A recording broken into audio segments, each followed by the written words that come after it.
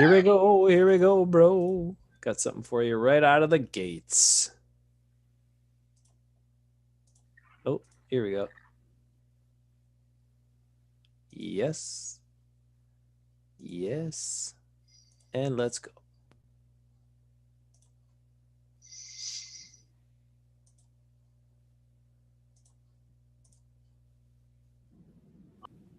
Here we go, bro. Got something for you right out of the gates.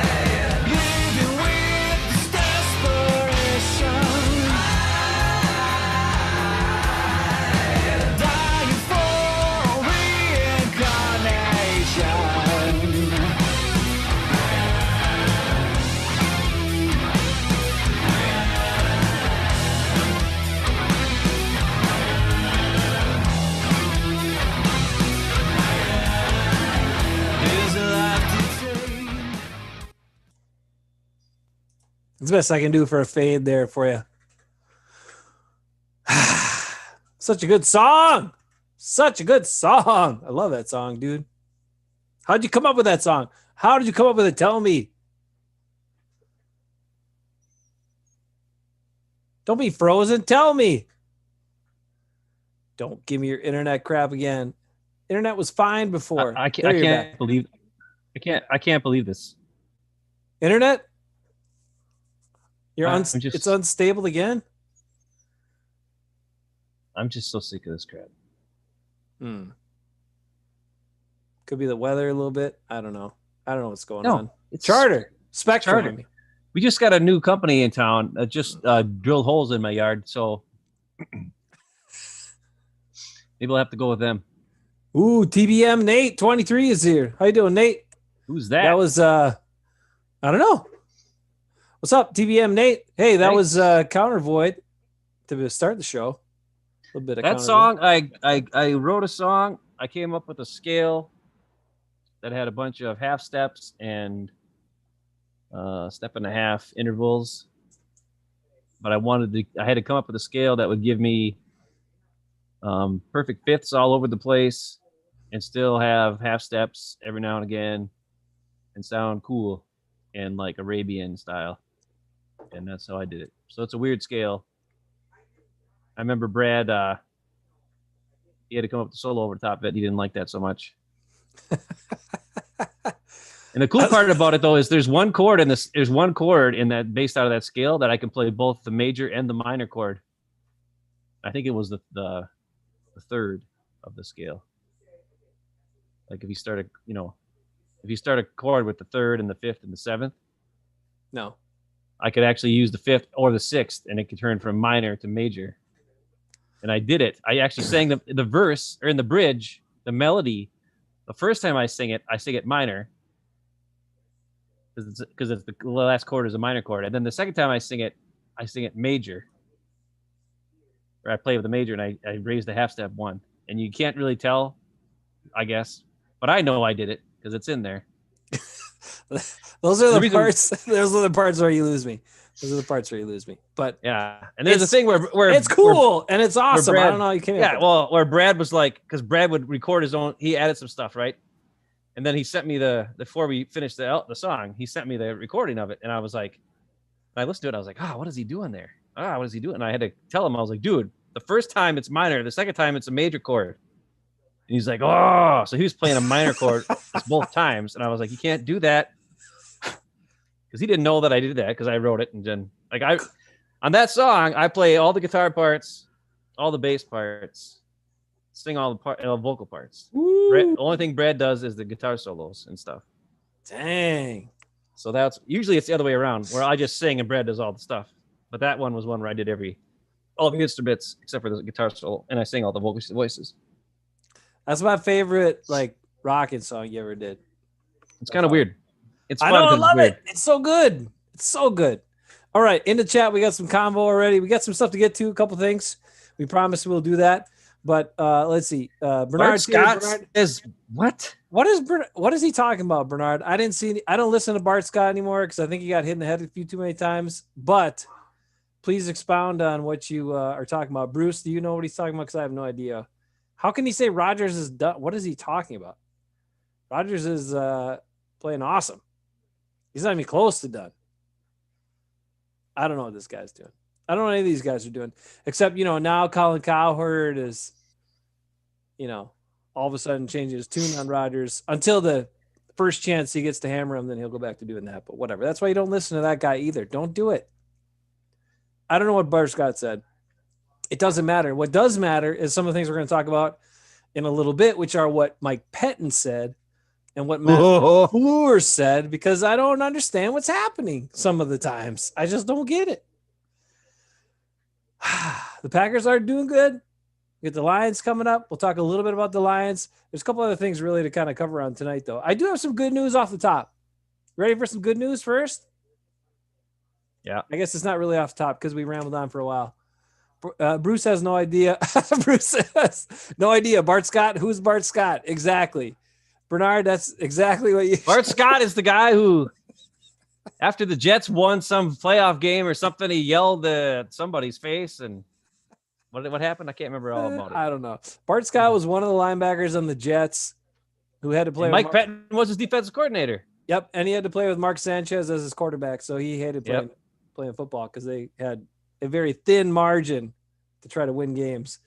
It's the first time I heard Bart Scott doing his thing, I thought it almost sounded like AJ Hawk. I was like, for a second, AJ Hawk, really? AJ Hawk, if he actually cared when he talked. And I was like, wow. Instead of pretending to smoke a cigar, which he really does. Who would hire AJ Hawk for being a TV color guy? I was like, this is terrible. And then I found out it was Bart Scott. I was like, wow, I was way off there. I mean, both play middle linebacker though, so hey, that's close. People say stuff. Lee says, hey guys, let's not talk about ESPN people for all of our sake. I agree, because Molly Queerum earlier this week, I just caught a little bit of this because I wanted to catch out some stuff, and they're talking about Stephen A. was making the argument that Rodgers is more important to his team than Patrick Mahomes is to his team. I'm sure some of you saw that, but anyway, they went through some of the numbers, went through all the stuff. Stephen A. made his argument. Max is trying to say something a little bit different, but says how important Rodgers is. But then Molly is quick to point out as they leave out, Mahomes is number 1 in QBR, and Mahomes is number 1 in yards, and Rodgers is number 2. And that's how she says as they go away. And I'm like, yeah, okay. First of all, number 2 is my favorite number. Secondly, because you always take number 2s, but the biggest thing is, I think Mahomes is more important to his offense than Rodgers is to his offense. And I'll tell you why. You can tell me why. I'll tell you you're wrong. Because okay. Matt LaFleur's offense schemes up guys to get open. Where did you also see the Chiefs' offense is just Patrick Mahomes is in shotgun, catches the ball, runs backwards 10 yards until somebody gets close to him, and then he throws it to guys that are open. A lot of time, but not because the play schemed them open, because they're just really good. There's also an Acme article that Bruce circulated this week to the inner circle, talking about how the Packers, how many drops they have. They're third in drops or second in drops in the league, and how and a lot of those drops have been on deep balls as well. By the way, not just by MVS, some by Devontae, some by Lazard, some by other guys. And if some of those catches have been made, how much different would the statistics look too if you want to try to split hairs with Mahomes and Rodgers and all this stuff? So get out of here with all that. All right, I have a good news. Good news, Aaron Rodgers.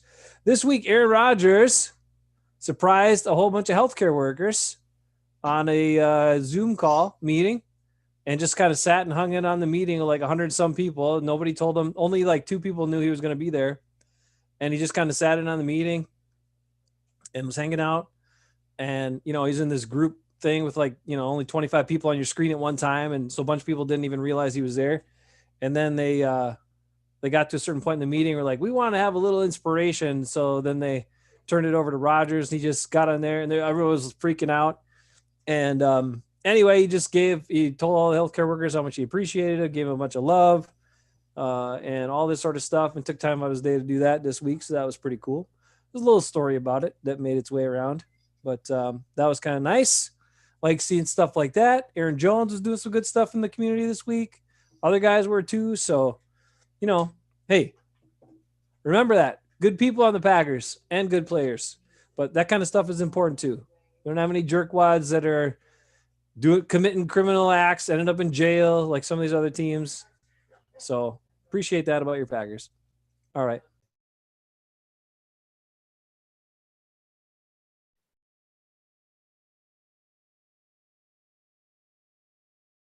What do we got in the chat here? Ben saying Love would be doing the same. No, come on, Bruce. We're not getting into that yet. He's not saying that. He didn't say that. Chiefs offense was okay before Mahomes. Okay. Alex Smith was a rock star. Rock star. Look at Bernard. He's scared again. Bernard, who's scared? This game scares him? Hey, this game, actually, The reason you should be scared is because our nephew, Ephraim, told Grandma today that the Lions are going to win. And then Grandma said, what? Why are you saying that? And he's like, I just got a feeling, Grandma. I just got a feeling. So that's why you should be scared above anything else. He needs to get rid of that feeling. No.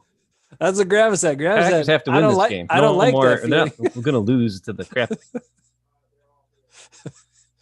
Now, the Vikings play the Buccaneers this weekend, so that's kind of good. One of those teams will lose. So either way, that'd be kind of nice. I don't care. One of them can lose. That's good. I like it.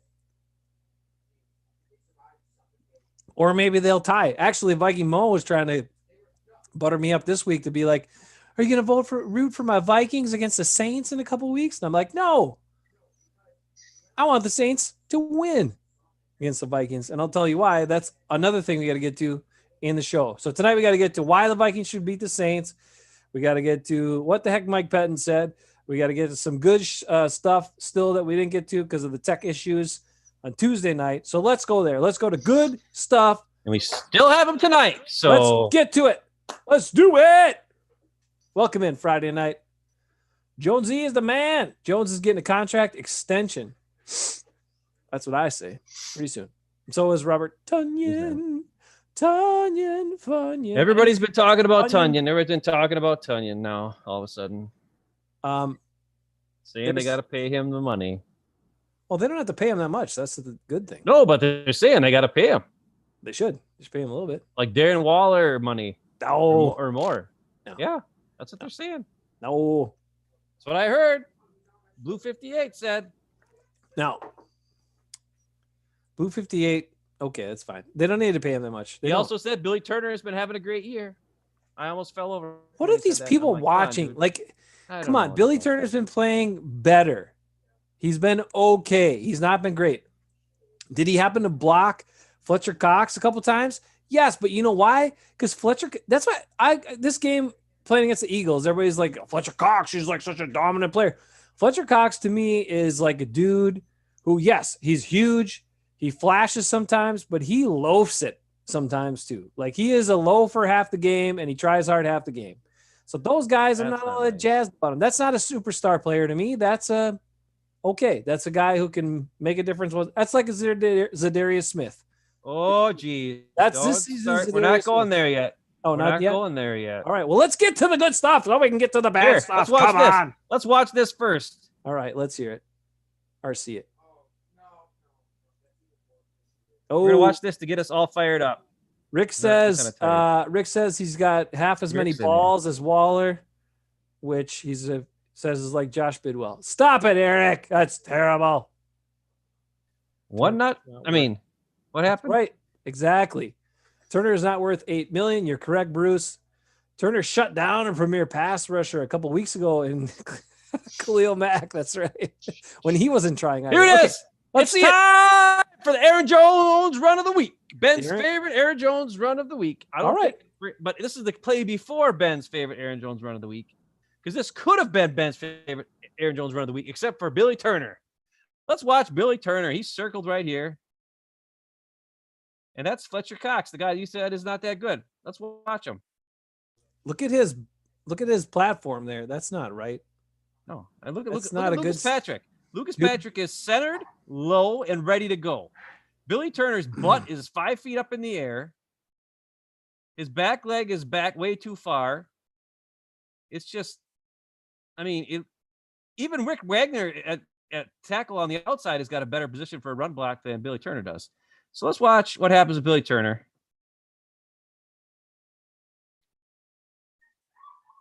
Watch this. See ya. I mean, really? And then let's look at this. This is the play before the big Aaron Jones run. Can you imagine if Billy Turner would have just even sort of gotten in the way of Fletcher Cox? Oh my God. That would have been the play before. There's one safety like it's over here. I mean, look at all that open space. And that's why I went back to the same play again almost. But that just shows you why I'm sick of hearing anything about Billy Turner. Blah. So now we're going to the play that was the play. That was the awesomest play of all time.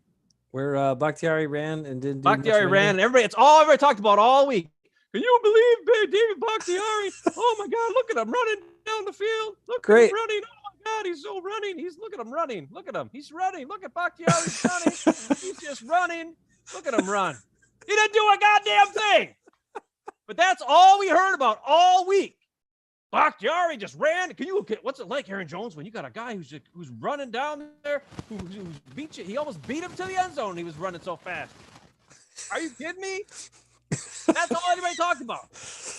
How about the awesome cut that Aaron Jones made when he went and then backed up and then moved forward? And then how about MVS? MVS Blocked like 3 dudes. MVS's adjustment when Jones like kind of got around him there, and then he's like, where's the best spot for me to go? And then he had to accelerate quick, but then he made like 3 adjustments there that were awesome. Awesome. He almost blocked the guy in the back, but luckily he put his arm in front. I know. Right at the very end there. It was great. MVS. If you want to talk about any guy running down there blocking, you talk about MVS. Jesus. Well, here's another guy. We need a couple guys. Finally, Mercedes Lewis did something good, as well as Robert Tonyan. These are the guys that make this play happen. Okay, look at that. Bakhtiari let his guy go. Yep. So not only did Bakhtiari run down the field and not block anybody, he didn't block the guy he should have blocked, who was right here. He got like a half a second seal on the linebacker here, and then he took off running. That's the only thing he did. But I mean, he totally didn't even touch this guy. Yeah. And here's the best part: is all these guys sealed off this whole thing. Pretty much Jenkins and Lucas Patrick are the guys that helped this out over here and got. Oh, Billy Turner's not doing anything in there again. He's not, which is good because otherwise, But take a look over here. Tonyan and Mercedes Lewis got their one-on-one blocks, and they're holding the fort over here so that Jones has got a place to go. So Mercedes might be holding here, but hey, that's all right. We're not going to call that. Bakhtiari got in the way. He got in the way for a second there. He did. Jones breaks a tackle. Yeah. And then, a lot of times people say, like, Jones doesn't break tackles because he doesn't know how to get touched. That's called breaking a tackle. Yeah. He's elusive and quick. And look at MVS. He's like, okay, I don't know what I'm doing. Well, he's just trying to let him clear space. Right. And now he's like, I got to get in front of these guys so I don't get a block in the back. Right. And he knows he can't get 23, so he doesn't try. He goes for 38 because 23 is too far ahead. And then Jones makes a killer move. Right. And keeps going. And 23 is like, dang it, I didn't think Jones was going to do that to me. And then he falls down. That's a broken tackle. I don't care what you say. It's a missed tackle because he's too elusive. And then there's MVS who gets his hand right in front of that guy, so he gets the seal block. Yep. That play was MVS and Aaron Jones' agility and MVS hustle. But all anybody talked about all week It's Dave Bakhtiari. Look at him run down there. Oh, Dave Bakhtiari. Oh my God. But anyways, you know what that play illustrates, which is incredible. It's so many people. So many people Aaron talk Jones about. is awesome. Well, yes, but so many people also talk about football being the ultimate team sport, and they're always like, if all 11 guys aren't doing what they're supposed to do on every play, it never's a word, blah, blah, blah, blah, blah, blah, blah, blah, blah. No, that shows you that if like 3 or 4 guys do some good stuff, it can still be an awesome play. Where 7 of the guys didn't do what they're supposed to do, but hey, it still worked out pretty good because you got an awesome running back with great vision who can make adjustments, and you had a couple guys who really made some incredible adjustments and blocks. Like that particular situation, like how many times do you see receivers in MVS's spot right there and they make a wrong choice? Either they sprint too far ahead of the guy, or they start looking too far back, and then those other guys that are kind of closer, that are closing the gap on the angle or whatever, they miss them because they look behind, right? And those guys are less of a threat than these guys that are coming right here. So that was incredible play by MVS. Incredible. Or they block in the back. Right. They get too far ahead of the guy. You know what I mean? So that was a great play by both of those two guys, by MVS but also, like I showed, you got the 2 tight ends. Tunyon got his block. Those 2 tight ends got their one-on-one blocks. And Patrick helped actually shove all that thing wide open. Like he closed down on his guy, and then it was like Jenkins and him and Turner were just a big mush right there. Well, they got lucky because the defensive end that lined up in front of Rick Wagner did a stunt to the inside. Okay. And all he did was just run into the wall of stuff. Like if he would have just ran forward, maybe he would have got to Jones, because Jones had to go, over to the left because Bakhtiari totally just didn't block his guy. Yeah, and that guy came so far upfield that allowed Jones to have a miss. Right. Yeah. But it's so crazy because it's all everybody talked about is how great Bakhtiari was running. And it all started with him missing his initial block. So it just kind of blows my mind the way fans and like reporters and everybody from a regular guy to Larry McCarron is like, oh, Bear Bakhtiari. I'm like, did you watch him not even block the guy in the first place? Like, I don't understand. I don't get it. But all I'm saying is this. Aaron Jones, there's a guy, I watched the game last night. There's a guy in the Rams who's, I don't even know what his name is, Akers or some crap. He had like freaking 30 carries last night. Ooh. Some random running back of the Rams had 30 carries for 100 some yards. Can Aaron Jones get some freaking carries, please? 15 carries? Really? I mean, come on. And now this is just ridiculous. Now Dylan's back off the COVID list finally, so who knows? I don't know. All right, I got some good stuff yet. All right, get to the good stuff. I want to keep going. I know I missed all my stuff before my internet dies on me or whatever. Am I still bloop it up and floop it and You're fine. I just love the all 11 guys. Then no, it doesn't take all 11 guys on a bunch of plays, but that's fine. All right, I got 2. I want to just do some shout outs to 2 guys that are awesome. And I got 2 different videos, and I don't remember which one is which, so I'm just going to pull up one of them and let her go here. We'll see what happens. Okay, yeah. And everybody knows some of these plays. So it's not like people are going to be like, well, we've already seen that 500 times. I'm like, yeah, but I don't give a crap because I did this damn video the other day and it didn't freaking work. So we're going to watch it. So here it is. Devontae Adams. What a freaking play by this dude. I mean, I'm going to say it. And we've given some crap to Devontae. And I still think Greg Jennings is a better receiver than Devontae ever was. I still think for sure Sterling Sharp is way better than Devontae ever was. But this is one hell of a goddamn catch on this play. I'll tell you that. Well, I told you earlier in the, a couple months ago, I was making the argument for Bill Schrader might be better than him. Right. That's a little crazy. But right, when they ran this play, I didn't realize he was the only receiver out on the whole play. That's insane. Well, he starts over here and somehow he catches it way over here. So that's some dang good protection. And I'll show you from the other angle of what is really dumb about this play. 49 for the Eagles. The middle linebacker had just a weird game. Tunyon did awesome on that, by the way. Look at. You can't really. It looks better from the other angle, but it's like, God dang, that was such a great freaking catch. It's the 'Cause classic. Rodgers underthrew that a little bit, and it was like, holy He did. crap. He did, but it's the classic thing. There was literally one receiver in the pattern, but look at all these guys that are covering field area for no Well, reason at all. That's what zone does. I mean, that's the downfall of zone. Is if a scheme can beat you. Okay, watch 49. He goes to the play fake on Aaron Jones, and then he stops, even though he's got a clear shot at Rodgers. This is crazy. He has a clear shot to blitz and go for Rodgers, and he should do it. But he backs up instead. And then there's all these guys standing here doing nothing. Like, why didn't he blitz? Look at him. He just stops and goes backwards. Going to his zone. He's going to his zone. It's a safety. Go to Rodgers. Like, adjust your whatever your play call is on defense. Don't do that. If he would have went for Rodgers, that play would have never happened because Rodgers would never had that much time. And look at Devontae. He's slowing down. And Devontae said something after the game that I thought was awesome. People asked him, well, how does that happen? Because I've seen other plays where guys are covered like that and they can't make that catch, And he was like, well, I'll tell you why. Because a lot of the other receivers go like this first before they go like this to catch the ball. He's like, they push off, try to get separation, and then catch it. He's like, number one, that could be pass interference on you. Number two, it actually throws off your timing and what you're doing. It takes your concentration off the ball and on the player in front of you.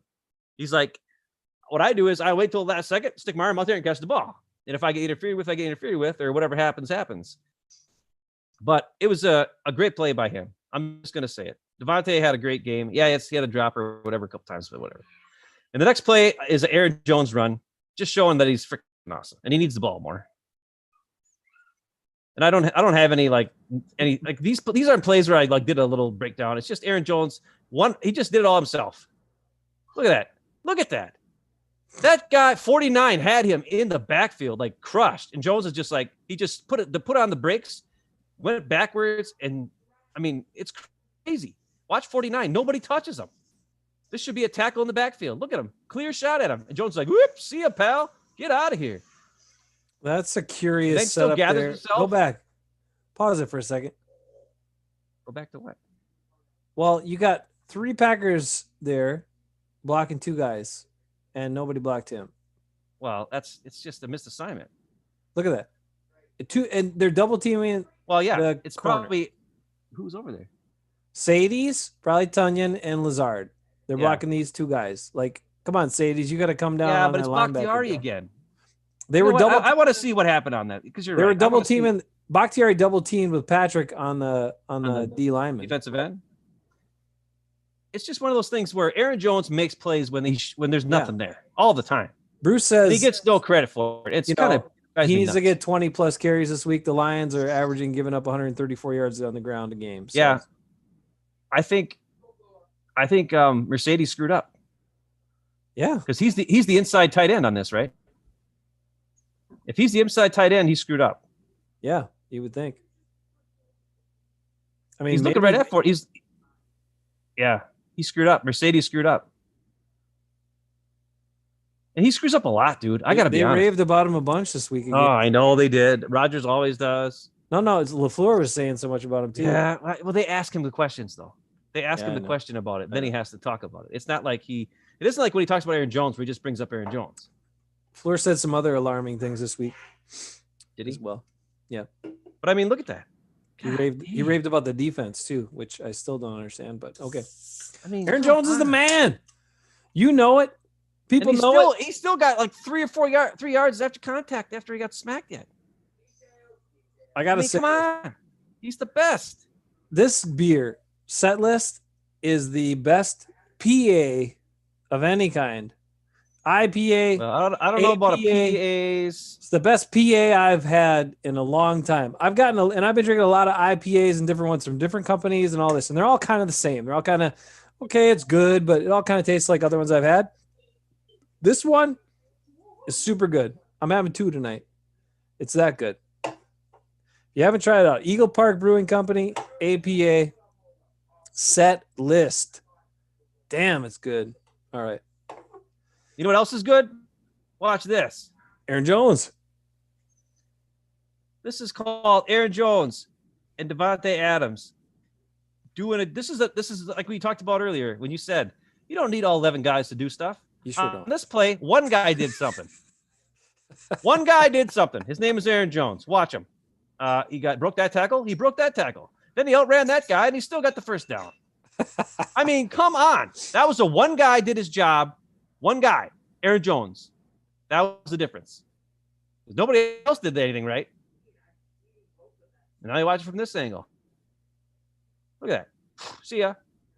Aaron Jones is the freaking man. I don't want to hear any more crap from anybody. Aaron Jones.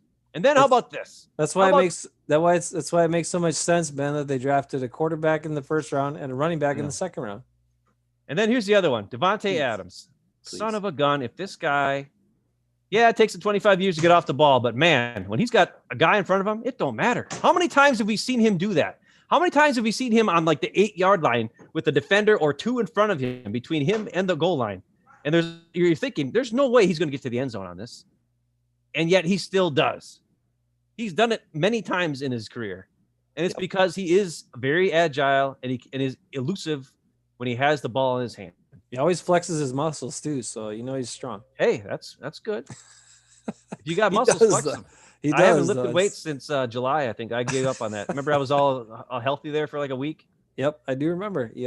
So I just wanted to I put together some different shots of Aaron Jones and Devontae Adams doing things because those guys are the huge playmakers. But there's one big difference between the two. One of them gets 15 targets a game, which is very, very high for a wide receiver.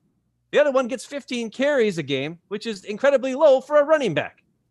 Something needs to change. Aaron Jones needs more touches. Devontae Adams maybe bring his targets down a little bit because he gets a lot of attention and he can be the decoy on a lot more plays. And I think that's the difference between Rodgers' play in the last few weeks as opposed to Rodgers' play when Devontae first came back from his injury, when he kept going to Devontae, even if he was triple covered and double covered and other kind of crap, where now he's like waiting and letting the play develop and watching how guys and teams, will go after Devontae and try to cover him, and then he can throw it to somebody else or whoever it is. And he's doing a much better job of that over the last couple of weeks, and the Packers haven't lost. And he did a great job of that in the beginning of the Colts game. And then in the second half of the Colts game, he went back to doing dumb stuff again. So I know you hate it when I say that, but it's true. Well, they didn't have as many plays either, and they had some other problems. But yes, you're right. Sometimes, I love it when Rodgers spreads the ball around. I love it when they do it, but Devontae is such a weapon. And sometimes when people aren't open, like I would throw to that guy too over anybody else, other than Bob Tunyon. I'd probably throw to Bob Tunyon just as often. But anyway, because Tunny, he's got the hands, baby. He's got all the tools. What's the chat? What's the guy saying in the chat? Anything going on? It's mostly Bruce. Mostly Bruce these days, talking about talking about stuff you've seen. But anyway, you're right. Bruce says they're saving Jonesy for the playoffs. Woo-hoo-hoo-hoo. Maybe not. The problem is this: the Packers have to figure out offensively, because the defense, you cannot trust it. I don't care that Matt LaFleur went on this week and said the defense played amazing and blah blah all this stuff. I'm like, really? Not on the defense yet. Oh, okay. I thought we were moving there. All right, I'll stop. We're not yet. Not yet. We don't have any problems. The Packers are awesome. They're undefeatable. It's the set list talking, baby. That's the set list talking. Woohoo! I got some good news. I'm sitting on it. Well, I thought you already gave us the good news. I did. I gave you that good news, but I got other good news. What's the other good news? You want it? It's unrelated. If you got something to roll into here that's related, keep going. All right. Well, let's do my thing then, I guess. All right. As long as I'm still, because I'm afraid I'm going to lose my connection again. So this is probably the last video I'm going to show, because I spent some time on this one. This is 3 awesome play designs that Matt LaFleur and Nathaniel Hackett and Getsy and Rodgers and whoever, all those guys together came up with these pass plays. And they're awesome. And they did some things that really, and they're all the same drive, by the way, too. And none of the passes go to Devontae Adams, by the way.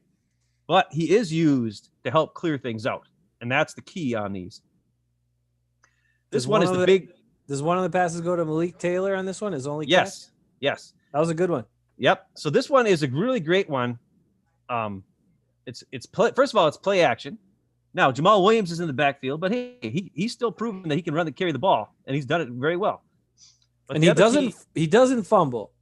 no. Jamal Williams is very secure with the ball, so you got to like that about him too. But on this play, Devontae does a deep crossing route. Okay. And Mercedes sneaks around like this. He's the orange here. And look at all these Eagles. They're all going with the play action. And the key to this play is Tunyon blocks for a little bit and then comes out and does like a 5-yard turnaround. And when he does that, all these Eagles that didn't bite or realize that it's a play action play stop and try to cover Tunyon and ignore Mercedes altogether. And this corner and the safety are taken away because of Devontae's route, which leaves Mercedes wide but open, which we all know because we've all seen that part of the play. But we don't get to see all the cool parts about it. So you're talking a play action pass. Devontae takes away the top, and Tunyon makes look at these Eagles. Those linebackers and that safety came up hard, man. Yeah, they bit on the play action. Now they're all looking back at, and they see Tunyon and they're like, oh crap. Right. And they know they saw Devontae going this way, but nobody's looking at freaking Mercedes at all. And look at all these Eagles. They're all looking at Tunyon. They have no clue. None of them, except for this one guy, and he's way back here. Look at these other two guys. They're still moving forward until Rodgers throws it, and they're like, oh, crap. And by that time, look at how wide open he is. He can trip and skip and trip and skip, and he still gets 30, 40 yards on that play. That was a beautiful play. Beautiful play design. Adams carried two guys down the field. Yeah, as play action. Yep. Devontae takes it over the top. Tunyon makes the guys have to respect the short pass, and then Mercedes sneaks out. That's just awesome. Like, you don't see that with Mike McCarthy. Like, that wasn't a play Mike McCarthy would have. Like, you'd have guys running straight, and then they turn around, and that's the whole freaking thing, right? Yep. All right, so this is the one that you were talking about with Malik Taylor. Comes in motion, got him. Okay. This is such a cool freaking play. All right, so here's the thing. Now, the pack, like I said, I want some screen passes, right? Okay, well, they hardly ever do them. This is a fake screen pass. And actually, maybe it's probably like an option route for Rodgers to either go to the screen pass or go to Malik Taylor on the mid-range crossing route. But the key to this is, here you got Tunyon. He goes straight, and it takes these two guys out. Lukey Patrick, god dang, that guy's a genius. He goes out, makes it look like he's going to block for a little bit. Then he sneaks out for the screen pass, right? He's the only guy who goes up. Everybody else kind of goes back. So it's like a one-man screen pass over here for Jamal Williams. And luckily, they're playing man against this. If they were to be playing zone, it probably wouldn't have worked. But if it was zone, then Rodgers probably would have threw the screen pass. But because it was man, good old 49 here, who I've showed already had a couple bad plays, he has to go because he's got the running back as a responsibility. So he takes that and goes this way and completely ignores Taylor because that's not his responsibility, right? He sees it's a screen pass and he beelines over there because he's thinking, all right, screen pass, I'm sniffing it out, right? But when he does that, he vacates the area. And instead of throwing the screen, Rodgers then instead throws it right where that guy was to Malik Taylor, who gets a huge play because, of course, these two guys up top, they just run straight and take these guys out of the play, which gives Taylor an open shot. So what I don't know, you can watch one of two different things, but you kind of want to watch this fake screen pass because that's the cool part. Everybody knows what happens when he catches the ball. But watch this screen develop down here and watch this middle linebacker bite on it. And that's what opens it up. And it's awesome. It's an awesome play. Because we know how Taylor catches it and whatever. Okay, so look. Watch Lukey Patrick right here. He even got a block first. Yeah, he got a block first. He comes out. Threw that guy off. And he just ignores him here. And Lukey Patrick. And he goes and blocks that guy. Patrick's the best. It could be a screen pass, right? It's either a screen pass or it's probably usually you think of a run pass option, not a screen pass option, right? That was a great freaking play. And from this angle, you see how open this gets and how he just completely ignores him. Watch how he ignores Taylor run right in front of him. He just ignores him because that's not his responsibility. And I'm telling you, if that would have been a zone play, Rodgers would have threw the screen and the zone would have worked. That screen would have worked against zone. So that's what I'm talking. I love it when you see a play that's a zone and man beater. And that was awesome, awesome, awesome play design. And it's just kind of stuff that this offense, the reason why they're so successful, the reason why they're the number one scoring offense in the league is because of plays and design plays like that. Okay. It's not just Rodgers. He's playing great. He's an MVP. Yes, he's awesome. but it's also really good plays. The guys on the team are very smart. They know what their assignments are. They're doing the right things, and it's a really humming. And even though they have weaknesses in spots like Billy Turner and sometimes Mercedes and whatever, they still are able to produce because they're so good and they're so solid. What do you got to say, Al, before I start the next one? Anything? And because you don't need all 11 guys to do the right thing on every play to make it work. Well, that play you needed about 5 or 6 guys to do the right thing, or else it wouldn't have worked. But it was great. Now this is the touchdown to Tunyon, and the cool part about this is, I actually think this play was designed to go to Lazard. Because when you watch it, you're going to see Tunyon go here, and these two guys are playing a mid zone, and they ignore Tunyon for some reason. I don't know why. And Tunyon comes through, and it looks like Tunyon's going to go and pick the guy way back here that's covering Lazard. But he realizes that no one's worried about him because this guy vacates and goes deep. So he kind of just olays the pick play and then sneaks out over here, and nobody knows he's there because these guys are playing zone. That must have been what Rogers was referring to. They had asked him some stuff about Tunyon, and he said one of the things he brought up was how smart he is, how he just like he's sees what the defense is doing, he understands it. And I think for this play, he said he did the continuation of the play or something to that effect. Well, I'll pause it and you can see. So you'll see what happens is he comes out. Tunyon comes. Watch Tunyon. Don't watch Lazard or anybody. You'll see him come out, and it looks like he's going to pick for Lazard, but then he stops because he realizes that the middle linebacker doesn't go with him. So he goes around. He's like, "Crap, I got to pick for Lazard." And he goes up there, and then he's like, "Wait a minute." So he watch. See how he stops his route? He could have went further like this, and he probably would have been open. So his assignment was probably to pick and get in the way, and he does. And Rodgers could have seen that, and he probably did, and he could have thrown the ball right here, but Lazard would have probably been tackled. Plus, right there, he's got a guy grabbing his leg, but that he got out of that sack right there. So okay, well, they made that work. That was right at the time where did you see how he's got out of that sack and didn't fall down like a lot of. So now Rodgers is looking, and now he sees this guy caught back up to Lazard because Lazard kind of slowed down. And look at Tunyon's got his arm up, so he's changing his route. He's like, "Dude, nobody's here. Throw it over here." So it's one of those things where this is a play where the play design was supposed to be probably Tunyon doing a pick play for Lazard to get open, but it didn't work the way it was planned. And Tunyon adjusted, Rodgers adjusted, saw it, and touchdown. I mean, dude, that's awesome. So you saw a perfect play design, a really good play design that didn't work, but still ended up being a touchdown because the guys were smart enough and Rodgers got out of this initial pressure here. It comes from the right side, just in case. Well, yeah, it does. Of course. Well, though really, Billy Turner's doing okay. He's okay. It's actually Rick Wagner who kind of gets beat, and luckily Rodgers. The guy just took a shot, went for his leg, and he's good. I mean, how many times do you see Matt Ryan fall down after that, or like 100? Dude, did you see Lukey Patrick on that? God. Lukey Patrick is the best on every play. I don't need to watch him because I already know. Watch, he looks like Bakhtiari. Look at him. See how he's got his back? He's just holding that guy off like that.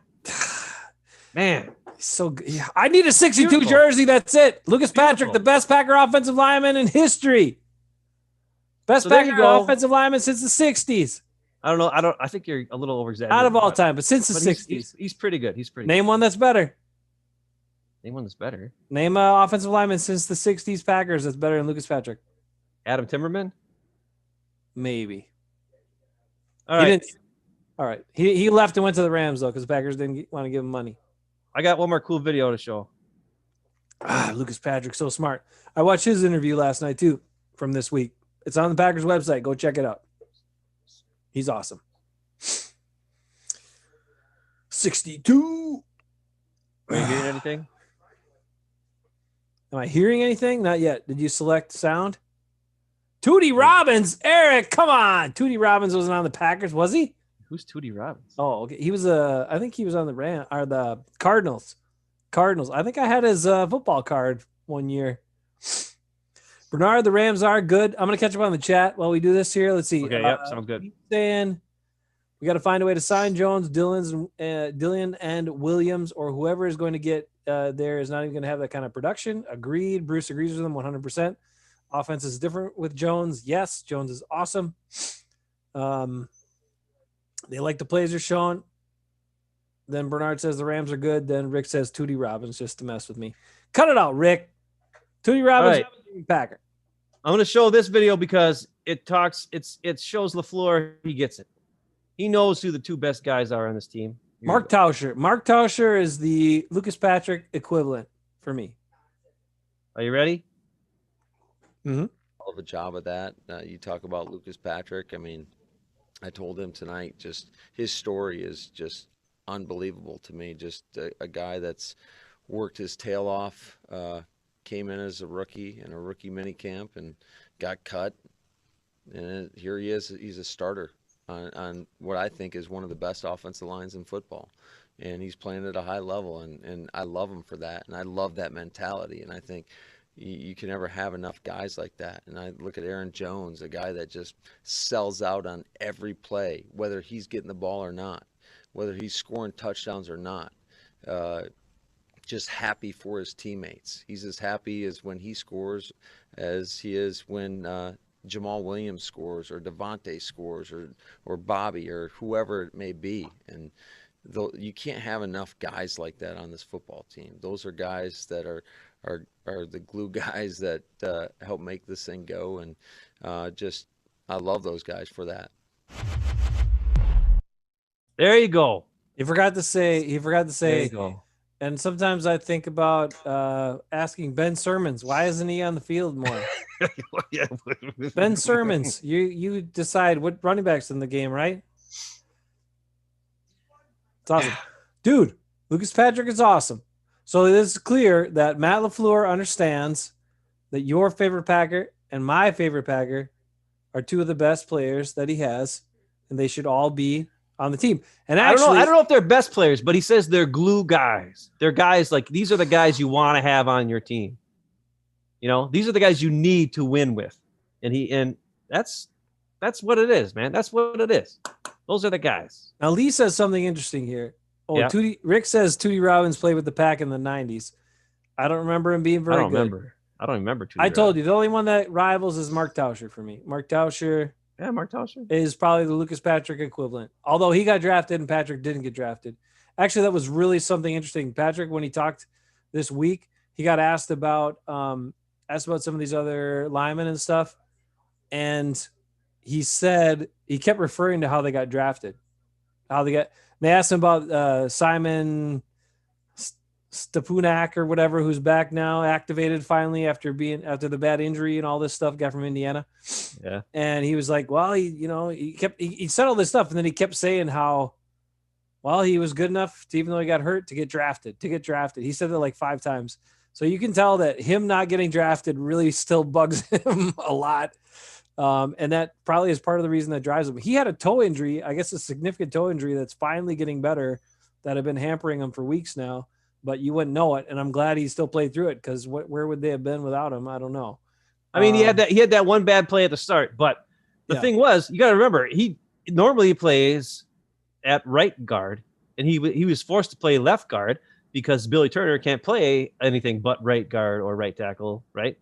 And he's been backup center before too. So I'm right. So I'm not sure that Jenkins. I don't know what they're thinking is there. I'm not sure what the decisions were for making, the lineup, because Patrick has played well at backup center, when he's filled in at center in the past.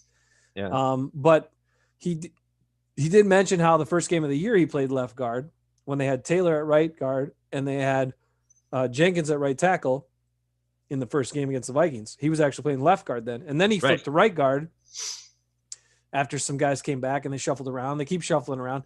I don't know. Maybe they're just trying to keep it fresh for all the old line guys, but either way, Lucas Patrick is awesome, and he's the kind of guy you want. And I got to if I'm ever going to get another Packers jersey, since my Doug Evans jersey was the last one I got long time ago, it's going to be a 62 Lucas Patrick, and that's it.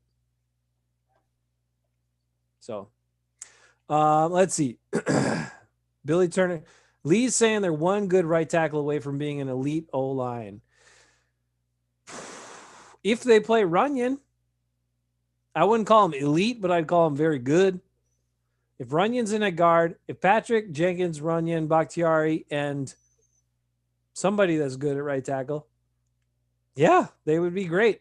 The thing is, they're making all this work without that. They're making it work despite the deficiencies, despite the holes. But I've told you this before. I told all you guys this before.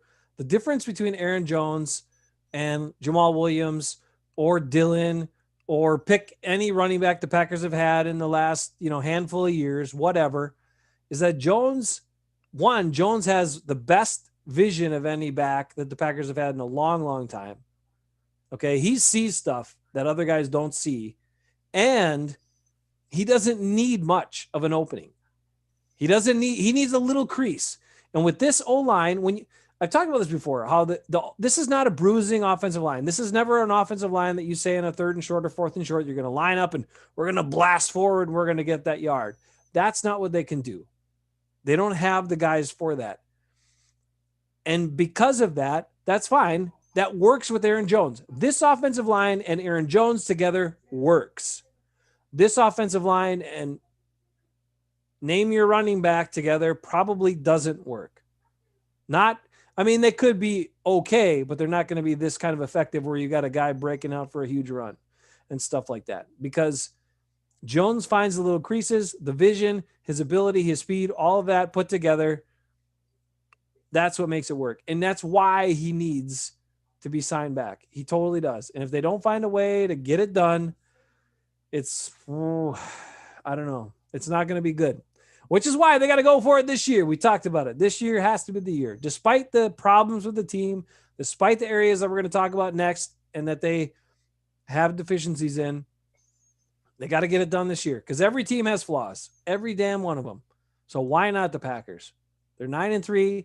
They're the number 2 seed, which I hope they stay the number 2 seed because that's the seed I want them to be. It's my favorite number. It is? Of course. And on top of that, we'll talk about that too. Late January playoff games at Lambeau? No, thank you. No, thank you. Nobody wants that. Yeah, in previous years, Eckes would like to go there and drink 75 Busch Lights and take his shirt off in sub 23 degree temperatures. But nobody wants that either, Eckes. And they sure don't want those cold temps and playing football in them. So, no. All right, what else you got?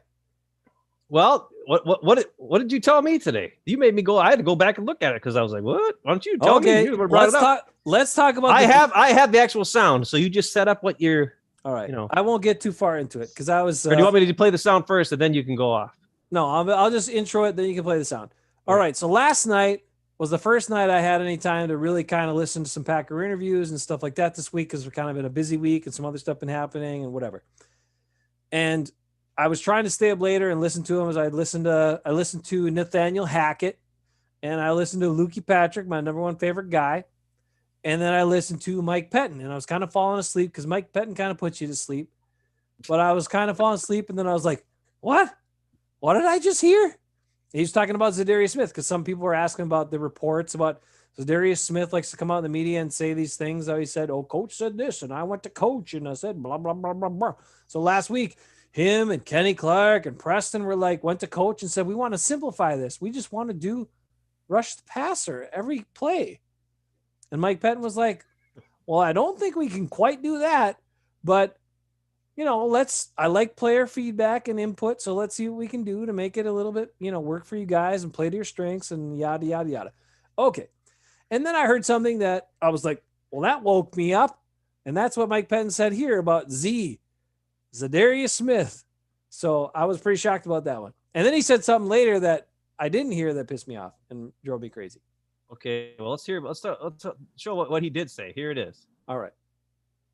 And each position group kind of has their own, when you talk about like things that they want or don't want to do.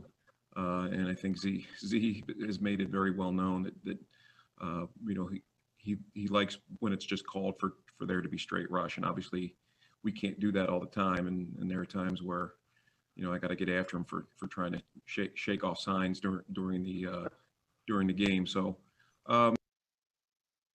Yeah, that's right. That's what we just heard.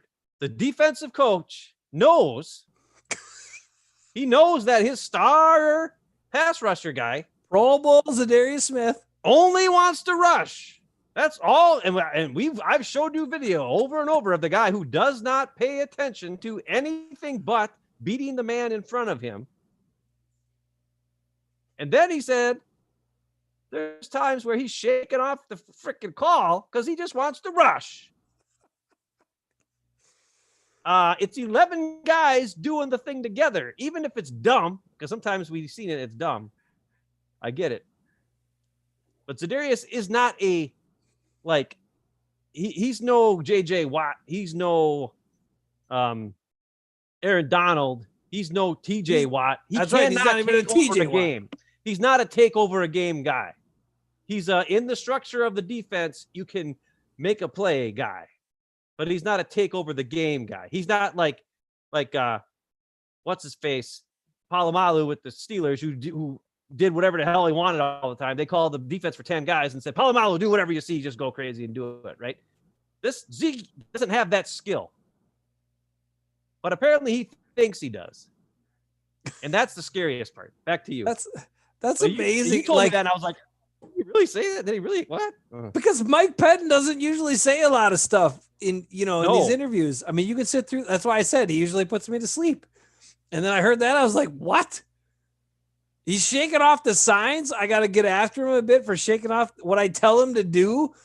Oh, gee. I remember a couple of years ago, man, Aaron Rodgers was just chastised for doing things. Apparently Mike McCarthy didn't call or make it. Holy cow. Why aren't people all over this? Why?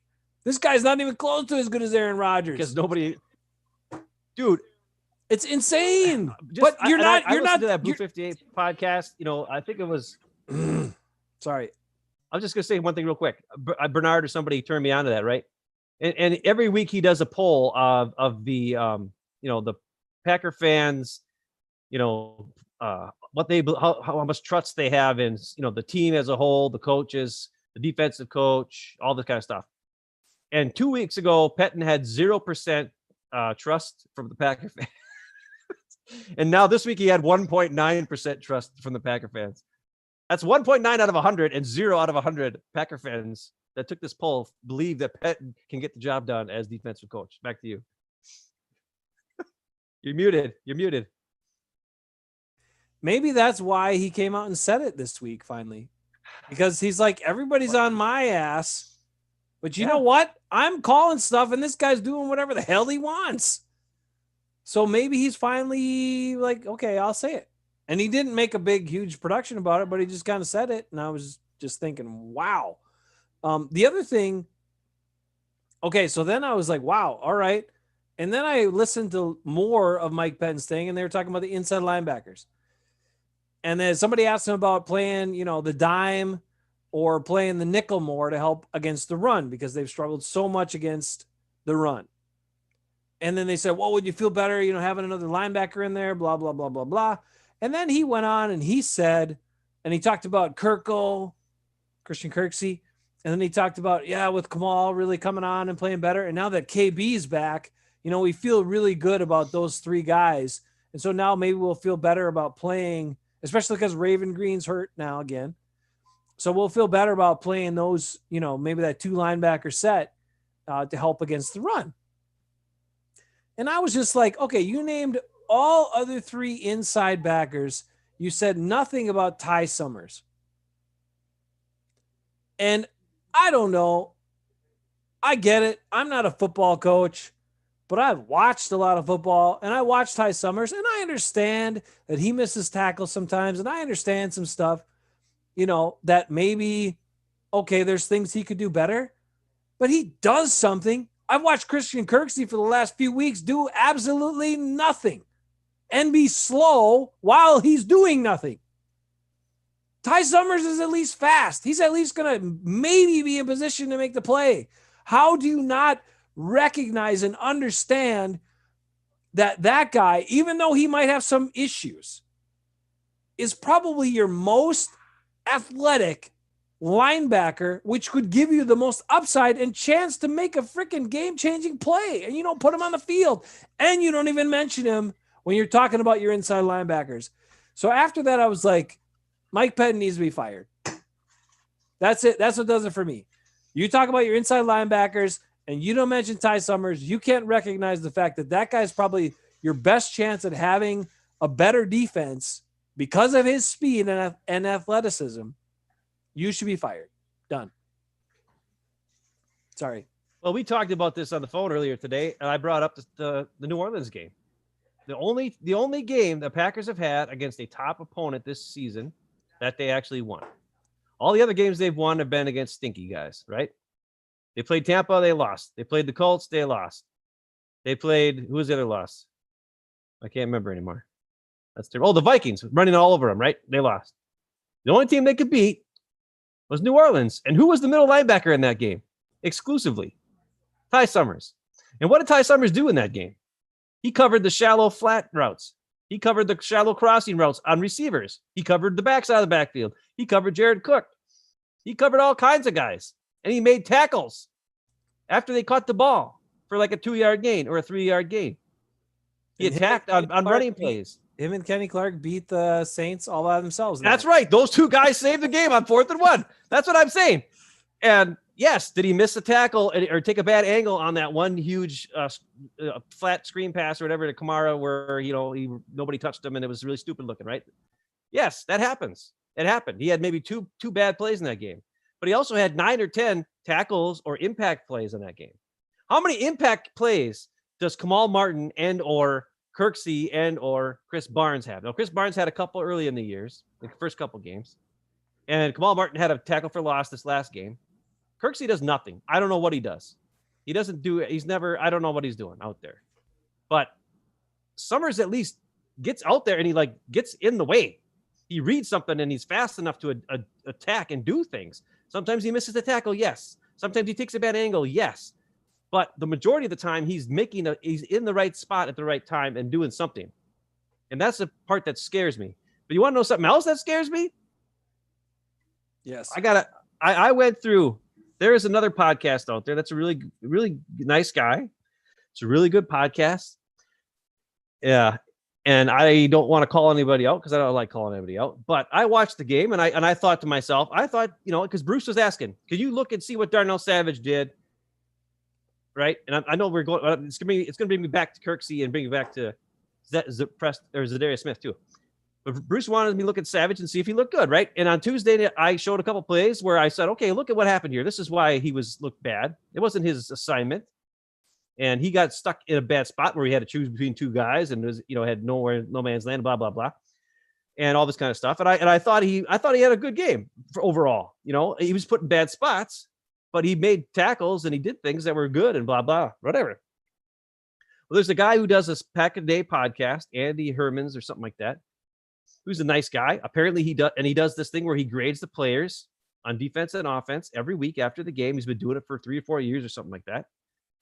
And I just started watching that the last couple of weeks just to see okay, am I seeing the same thing this guy's seeing, who obviously has done it for a long time. I don't know what his football acclimate is or whatever it is. But this week on his defense of grades, he gave Savage his second worst grade on defense. And I was like, what? I thought it looks bad when you watch the game, but when you watch the all 22, I showed you what happened. It wasn't really his fault on any of those big plays. There's one play where he got turned around and fell down, and then Goddard was wide open for a 40-yard pass. That was the only time really where he did something dumb. There's maybe a couple other ones. And I was like, okay. And then he also said Christian Kirksey had his 3rd highest grade of this past game on defense. I was like, what? And Zadarius Smith had his 2nd highest grade in this past game on defense. What? No mention of Kingsley Keke, who I showed you on Tuesday, at least 3 freaking plays alone where he was awesome. No mention of him. Blasphemous. And I was like, okay. So what is going on? Is this guy maybe I don't know what's going on. So today after work, I went and I was like, okay, I'm going to watch every defensive play, every single defensive play. I'm going to chart and grade Zadarius Smith and Savage, because those are the two I was like, because I thought Z had a bad game and I thought Savage had a pretty good game. And obviously that guy thinks something totally different. And I was like, well, what is going on? So I went through it all. Okay. In the first half, Savage, I gave him what I did was, I don't know how this guy grades it. I just get a plus grade if something good happened, a neutral grade if he just like wasn't in on the play, right? Like no matter what he did and it wasn't there, and a negative grade if something bad or if he did something that looked like it was bad. Okay. In the first half, Savage, in my opinion, okay, that's got to say that he had 7 plus grades, he had 20 neutral grades, and he had only 2 negative grades. Okay, and he was in on every single play. Okay, some of the highlights or lowlights here. I'll do the lowlights first. He had 2 bad plays in a row.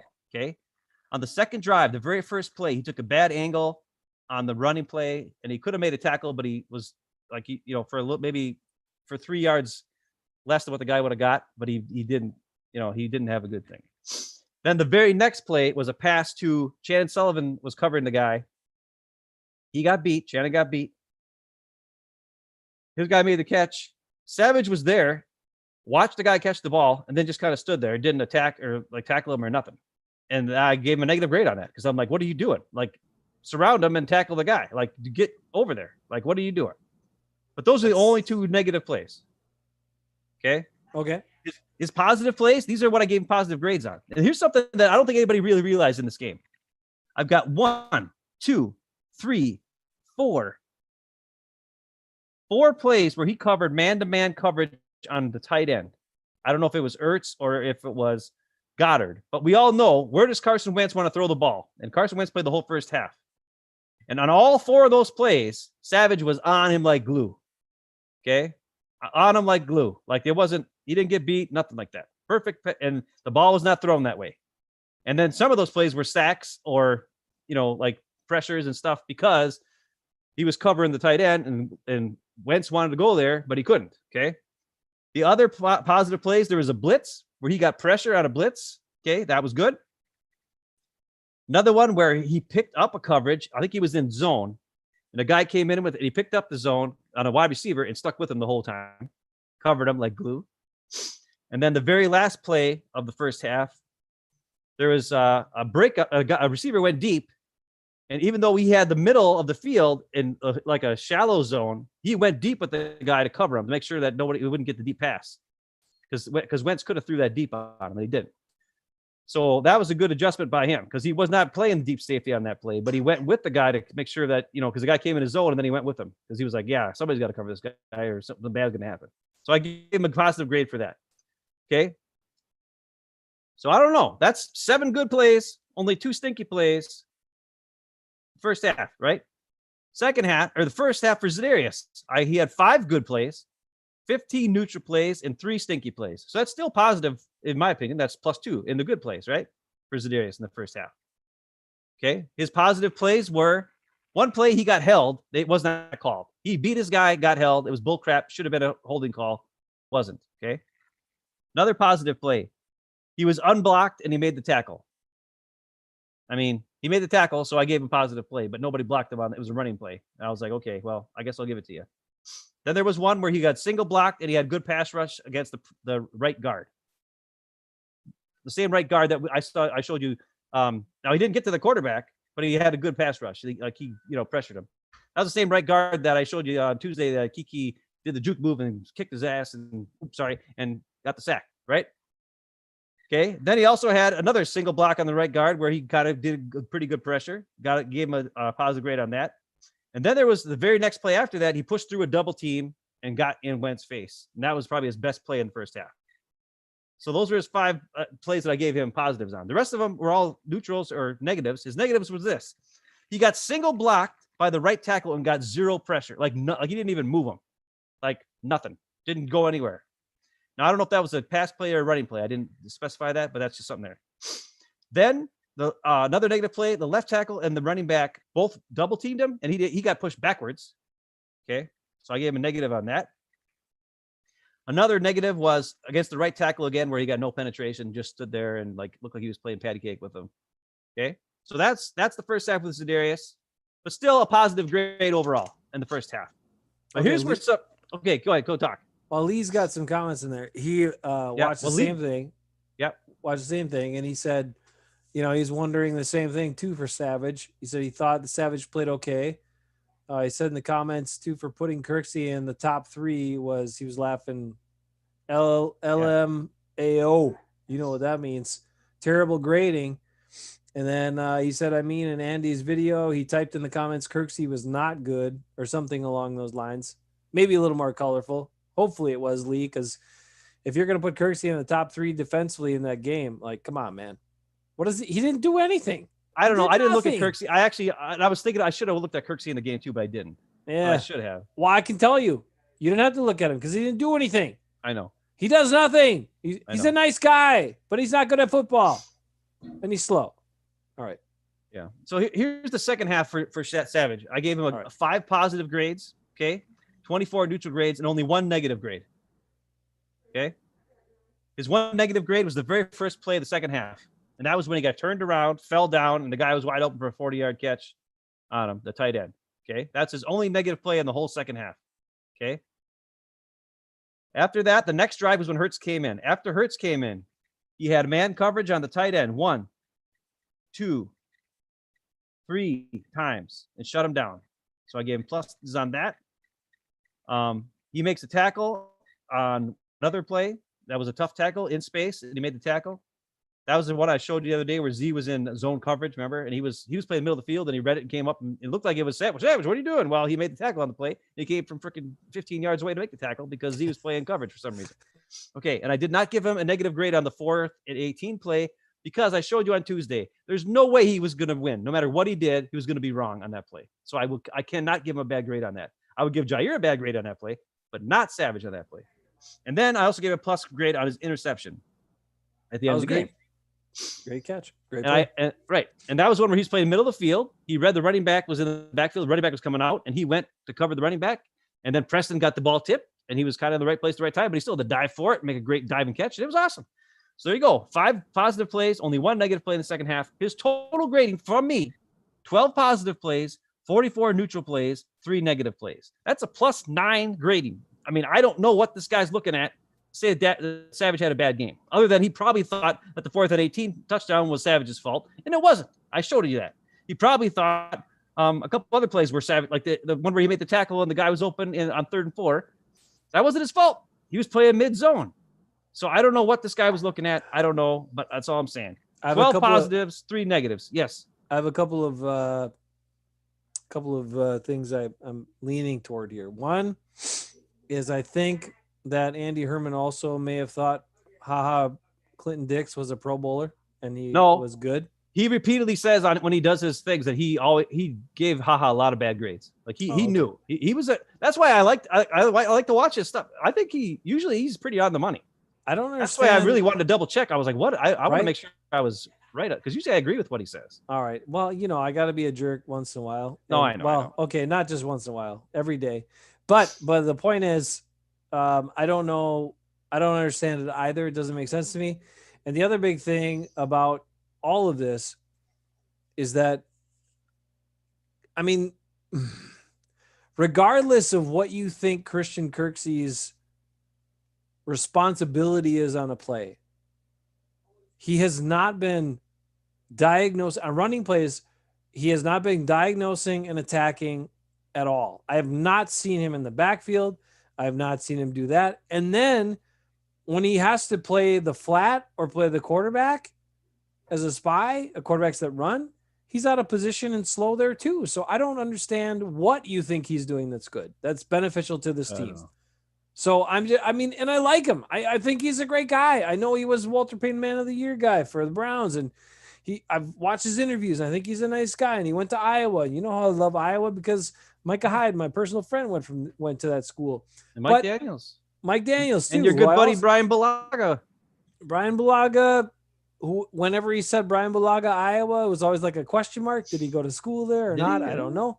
And anyway, Rasputin, Rasputin loves Iowa. Rasputin loves Iowa, and Iowa has a lot of corn. I get it. But the point is, Christian Kirksey's not very good. Okay, so just stop it. Stop. Mike Pettin, cut it out. Other people that say he's playing well, stop it. He's not. He's doing nothing. Ty Summer. That's why I was so mad, I think, after those 2 things woke me up. This is Darius Smith comment, and then not talking about Ty Summers at all. woke me up because I told you on Tuesday night, I said, what about this, Mike Pettin? This defense is clearly not working most of the time. So why don't we try to create something different? Throw people off, utilize the skill of your players. And what about your two fastest guys being roamers or rovers, however you want to call it, on robbers? I don't care. Call them whatever R you want. But let those guys have free range and roam and use their instincts and speed. And then tell the other guys to man up and see what that would do. And one of the key guys, one was Savage because of his speed from the safety spot. And the other key guy that would make that happen is Ty Summers. And you said nothing about him. You don't want to play him. I'm mad. I'm mad because the Packers defense could be better if they played a fast guy instead of these slow guys who don't want to tackle anybody or do anything. I'm sorry. They're nice guys, but they're not good at football. And they're slow. And they don't attack. And I hate it when guys don't attack. At linebacker, dumb. Okay, continue on. I was just going to say, Blake Martinez is last year was in the same defense, and he was getting like 12 tackles a game. What do the middle linebackers for the Packers this season do? I mean, they're getting like six tackles a game. Yeah. I mean, what the heck is going on? I mean, come on. Now, the Packers scored a lot more points, so the other team has to pass more. So I get it, but still. Now I'm going to go over Zadarius Smith's second half. Okay. And this is where it really changed. Because in the first half, I gave him a positive grade, right? But in the second half, some stuff happened. I gave him 6 positives. I gave him only 11 neutrals. And I gave him 9 negative grades in the second half. Okay, 9. Here's the positives. Whoa. One of them, he beat on the last play of the first drive. He beat the left guard, and the running back had to help, but he really didn't get any pressure. But at least he beat the left guard and forced the running back to help him. So I gave him a positive for that. Then on the second drive of the second half, the second play, he hustled. He actually ran and tried to because nobody blocked him. And then he hustled to try to get Jalen Hurts, but of course he wasn't fast enough to get him. But at least he ran after him. So that was something. He did that. I gave him a positive grade for that. Something. Then let's see. $14 million or whatever. Right. Then there was a whole drive went by. He didn't do anything good. Then the drive, second to last drive, he had 2 positive grades back to back. He had a bull rush where he bull rushed and got his hand up and got it in the face of Jalen Hurts. And that was a good play.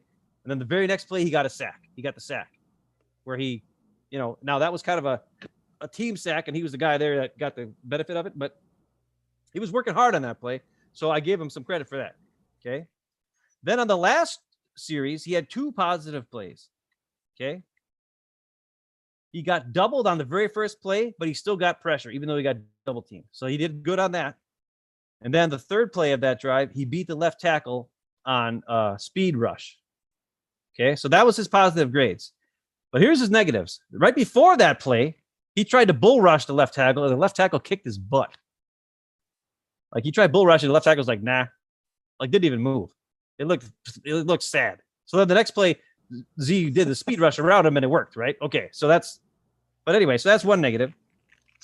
Then, okay, so now I'm just gonna go all the way back to the start. First drive of the second half, second play, he just loafs it, straight up loafs it. Like just over. Like the guy wasn't really blocking him, and he's like, I'm blocked, but I'm really not, but I'm blocked. You can say it. He Khalil Macked it. He loafed it. Okay. The second drive, Hurts first drive. Right tackle. He goes up against the right tackle. I'm such a jerk. Hey, he goes up against the right tackle. This right tackle, by the way, schooled Z all day long. That's all I'm going to say, especially in the second half. Right tackle, it's a running play, no penetration, no movement, no nothing. Didn't move, nothing. Right tackle didn't move him forward, didn't push it back either. But Zadarius didn't. He was just like stand there, like, hey, what's up? Nothing. Then he had the hustle play where he didn't make a play. Then he had a play where he was going up to left tackle, but he was so slow. And he didn't get there, but he looked so slow. I had to he tried to do a speed rush, and he looked like Kenny Clark out there. I was like, nope, negative play for you, buddy. All right. Then the next drive, first play, he goes against the right tackle again. He gets no penetration. Jalen Hurts gets pressured. He comes and he escapes right towards Z. And Z gets away from the right tackle and then wraps him up and misses the tackle on Jalen Hurts, and Jalen Hurts gets more yards. No. So he missed the tackle. That's a negative grade. Negative. Then there was 3 plays in a row where he can't get past the right tackle. Okay, 3 in a row. 1, 2, 3. I only gave him 1 negative grade out of those 3 because I didn't want to give him negative grades in all 3. But when you can't do anything against the right tackle, then you got to get something bad. Then the next play then you gotta ask Preston to switch sides with you. Well, Preston did good against the right tackle. That's how Savage got his interception. Was Preston goes against the right tackle, got his arm up in the face, right? So there you go. And then there also was the zone coverage. I just gave him a negative play because it was dumb. Why? Why is he in zone coverage? Don't know. It was dumb. Then I gave him a negative play on the touchdown pass because that was when he got double teamed and he did the stupid spin move to the inside, which gave Jalen Hurts the escape route to get that pass off. That's negative play. Okay. How much more you got? How much more you got? Because we got one more because he slacked. Okay. He slacked it on the right tackle. Ooh. No rush again. So this right tackle kicked his butt almost the entire game. So for the total game, I gave him 11 plus plays, 26 neutral plays, and 14 negative plays. Ooh. That's a -3 grade. And here's the thing. When Andy Herman gave him this number 2 best grade, these are the things he said. He said PFF didn't give Za'Darius a high rating, but I did. And I was like, so PFF didn't give a high rating, but you thought you should after watching this? No. Then he said he thought that this was Z's most consistent game of the year. And I'm like, yes, he most consistently got his butt kicked by the right tackle, if that's what you're going for. And I hate to say this because I like this Andy Herman guy, but it scared me because usually I agree with him. Because you know what else he said? He said Kenny Clark had his 2nd worst grade of the game. And I agree. Kenny Clark sucked. He said Shannon Sullivan had his worst grade of the game. And I got to admit, Shannon's one of my favorite guys, but he's been kind of stinking it up the last couple of weeks. He's been having some rough times. Yeah, I agree with all of that. But how can he give Jair his top grade, which I don't know, because I thought Jair had a couple stinky, but he still makes plays. Like when he makes plays, they're big plays. It's like 3rd down tackle, 3rd down pass breakup. Like he makes plays when they really need him. So I understand, like sometimes you give bonus grade, like higher grade for a big, huge play like that. And I get it. So maybe that's how he grades it in that way. But that's all I'm saying. It shocked me that he had Kirksey and Z in his top 3, and he had Savage in his bottom 3. And I had to go back and look at the tape and be like, no, there's no way. There's no way. Z's in the bottom, Savage in the top. Look at the tape. Come on. And Z's going to be a Pro Bowler again because he's got over 10 sacks, 10 and a half sacks this year. Pro Bowl Z, even though he's probably played well on, I'm going to say 30% of his snaps this year. I mean, he had some good plays in this game. Like I just said, he had the bull rush. He had the sack. He beat a double team. Like he did some good stuff. I'm not saying he was bad. I'm not saying he doesn't make some plays sometimes. I'm just saying that for a guy that you want to be your stud pass rusher, leader of your defense, all this stuff, he should be, effort guy and making positive plays. Maybe he doesn't make the play, but he does his job and shows the effort on like 80% of the plays, not I think 40% of the plays. I think the key is if you compare Za'Darius Smith, like just from watching as a fan, compare Za'Darius Smith's play to Clay Matthews' play in his 5th, 6th season. Clay Matthews took some bad angles sometimes. Sometimes he over pursued the quarterback. But more often than not, he was hustling. He's making plays. How many times do you see Clay Matthews come around and come from behind and get a sack or a strip fumble or something crazy? And like I remember that one time where he did it where the ball was out on I think it was Eli Manning fumbled and they sit there and nobody looked at the ball and Clay's like, "What are you idiots doing?" He ran over and jumped on the ball and he got the freaking Packers got the ball. It's like that's the kind of stuff that Clay would do. Well, Z is the Clay of this team. That's what he's supposed to be, right? He's supposed to be replacing that guy, and he's not. He's making the money that Clay would have made at that type of position, and he's not giving us the play or the effort of what Clay did when Clay was here. And that's the difference. That's all you got to do. Bruce says to cut him and you save $13 million next year, yeah. And he says, I am not kidding. So, whoa. I mean, whatever. Can we trade for Kyler Fackrell back again? Kyler Fackrell would be he could at least cover. he would be just as impactful, or maybe not, maybe even more, maybe because he would be more consistent and solid. Or you could just put Kingsley Kiki out there and have him freaking blitz. He does just as good on the outside as he does in the middle, blitzing. Or did you see Kiki's interview for the Packer, whatever it is, the Packer show they do? No. Okay, the Pothole, sponsored by Pothole Frozen Pizza from Quick Trip. I got to see that. Pothole in my hole pizza or whatever it is. Anyway, Kingsley Kiki, he talked about the moves he put on the dudes, like some of the pass rush plays, and he said, "I just gave him the double juke." That's what I did, and that's what he said. I mean, maybe he used to be a running back. You never know, but either way, he talked about it. It was pretty cool. So check that out.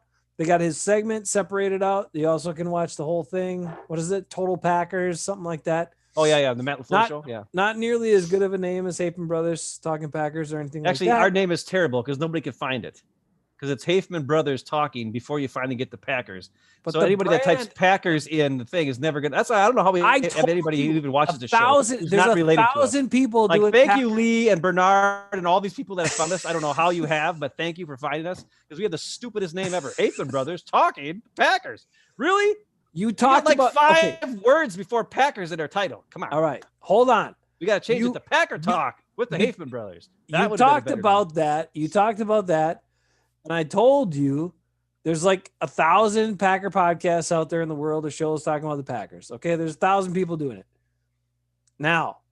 So how do you stand out among the 1,000 people doing it? It's about the people doing it. So our brand, our draw, if we ever have one, is going to be us because there's a billion people talking about Packers. So if we just say Packers or Packcast or Pack Smell My whatever, or whatever it is, it's not going to be, you won't decipher any of it. But at least with us, they're like, Hafeman Bros, hey, look at these morons. Maybe we'll listen to them if they freak out about a Jordan Love pick again or something stupid that Packers do. Oh, yeah, that's probably how they found us then. We'll get how these guys found us. That is how you found it. And you know that's how you found it. And you relished in our pain, but that's okay. That's okay. Because we feel the pain. We express ourselves. Heart on our sleeve. Packer heart on our sleeve, on both sleeves, this one and this one. Because we bleed green and gold at the same time. It's very confusing for doctors. We've been on for an hour and a half. We still haven't brought up the Lions game yet. We should probably do that. I'm going to give you the transition to the Lions game. Are you ready? I got the first positive information about the Lions game. Are you ready? Wait, I got one couple of recaps okay, go from ahead. the chat. Chat's more important than us, you know that. Oh, yep, that's fine. All right. Lee says Lee was talking about Summers as well, and he really appreciates that we understand Ty Summers. You know, his floor is higher than Kirksey's ceiling, he says. But Summers has got the ability. Like, maybe he doesn't have all the experience, but how's he going to get experience if you don't play him? And he's got something that none of your other guys have, which is speed, for crying out loud. He showed up in New Orleans game, and that's how he won. That's all I'm going to say. And then Bruce says that Martin might be a starter eventually, but he needs to get more assignment share. The one thing with Martin is Martin does attack, but he tends to attack wrong hole. Right, with somebody else's gap. Like he leaves his responsibility to go in the same spot as another guy and then attack through that. And I'm like, dude, what are you doing? So if you get there, great. But if you don't get there, you leave a big ass hole. Come on. That's Martin's problem. He gets out of his area way too much. And then Rick says that both Smiths push too far upfield and take themselves out of position. They constantly lose containment on their edge. So basically what both Smiths are doing is what Clay Matthews would do a lot late in his career. And that was only on one side. Now it's happening on both sides. So you wonder why the Packers are so bad against the run. But also the difference was Clay was a speed rusher. And he would pursue. Who could pursue and get after it on the backside. These guys take the outside angle, get too far deep, and then slack a lacka and don't go after the guy after. That's the thing. Yeah. You're slower. You're slower than Clay. You don't have the freaking passion of Clay. You don't have the afterburners of Clay, and you don't go after the guy until the whistle's blown. You give up after you get past the quarterback. That can't happen. That can't happen when you're making $20 million a freaking year and $14 million a year, whatever the crap those two guys are making. You know what I'm going to say about that? Brian Gutekunst, once again, it's another thing. Brian Gutekunst should be fired. These are supposed to be his big, hanging on his mantle reasons why he should be the Packers GM. These big signings, look at how they're turning out now. Hey, All I'm going to right. ask you a question. I'm going to ask you a question. I'm going to ask everybody in the chat a question. I want to give us their answer. Type it All real right. fast. All right, do it. Who is the most improved player on the Packers team? Offense, defense, whatever. Everybody just type your one last name or whatever it is. Give them like 3 or 4 minutes. Talk about something else, Jace. And then you and I will give ours. And then, yeah. Bruce does say that's why he likes Gary, because he's got a motor, and I agree. Yeah. Gary pursues. He's playing hard. I like that about him. Yes.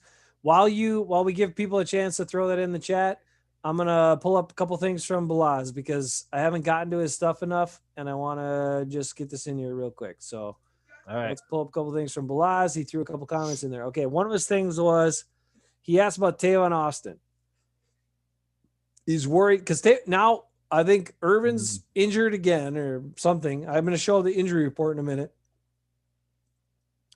There's been some talk about Tavon Austin maybe being involved this week against the Lions or soon. Well, yeah, because they don't have and, Irvin. and he's going to play that role, and he's going to do some other things. Blaz, our Slovakian European fan, is talking about he's worried about he'll fumble on some of these returns and also potentially on, the end arounds or the jet sweeps and stuff like that. How do you feel about Tavon Austin, Ben, being involved in the game plan in that Tyler Irvin type role, since Irvin probably can't go again? What do you think? I think it's fine. Will he? I think he'd be. I don't know if he's going to fine fumble. in I don't that. know much about him anymore. I mean, it's been a couple of years since I've seen him play. And I just noticed we're wearing the exact same shirts we wore last Friday. That's really weird. You're wearing the same sweatshirt. I'm wearing the same blue shirt, or at least the same color of shirt. So people That's know weird. what to expect. I guess. And But my hair is different. You didn't even comment on my hair. I don't care about your stupid hair, chia pet hair guy. Woo. You're like a chia pet. Remember the chia pets with the grass that would grow out of the top? Yes. That's you. I had That's a you. chia pet once. I never did. This hair was the perfect thing. No product. I just slept on it one way, the opposite side of my head that I normally sleep on, and then I just let it go all day today when I went to work. Because like I told you last week when I watched Office Space, I was hypnotized by that scene, and now I just go. I'm Peter, whatever his last name is, in Office Space. I'm Ron Livingston's character of Office Space now, and it's. I don't know. I've never seen it, so I don't know. I mean, I don't fish and bring my fish to work and like gut it at my desk, but I do sit there. Ekis does. I do sit there, stare at my screen for a little while, and then actually work about 15 minutes out of 8 hours. All right, what do we got? Are you going to answer this Balaz question or what? I think Tavon Austin is going to be just fine. A plus. He'll be a positive. He'll be a positive addition. I agree, because he has something that a bunch of the other guys don't have, which is agility and some speed together. Yep. We know MVS has got the speed. Devontae's got the agility, but you can't make those guys one guy. So we got Tavon Austin to be that guy. Yeah, that's good. There you go. That works. Okay, here we go. It's a good signing. Eric Dahl says Gary. Bruce says Gary. Bruce says maybe Patrick. Lee says from last year improved is hard to say. Gary or Tunyon, excuse me, Funyon. Might be Savage. Ooh. He says Savage was a total liability last year. He was terrible last year.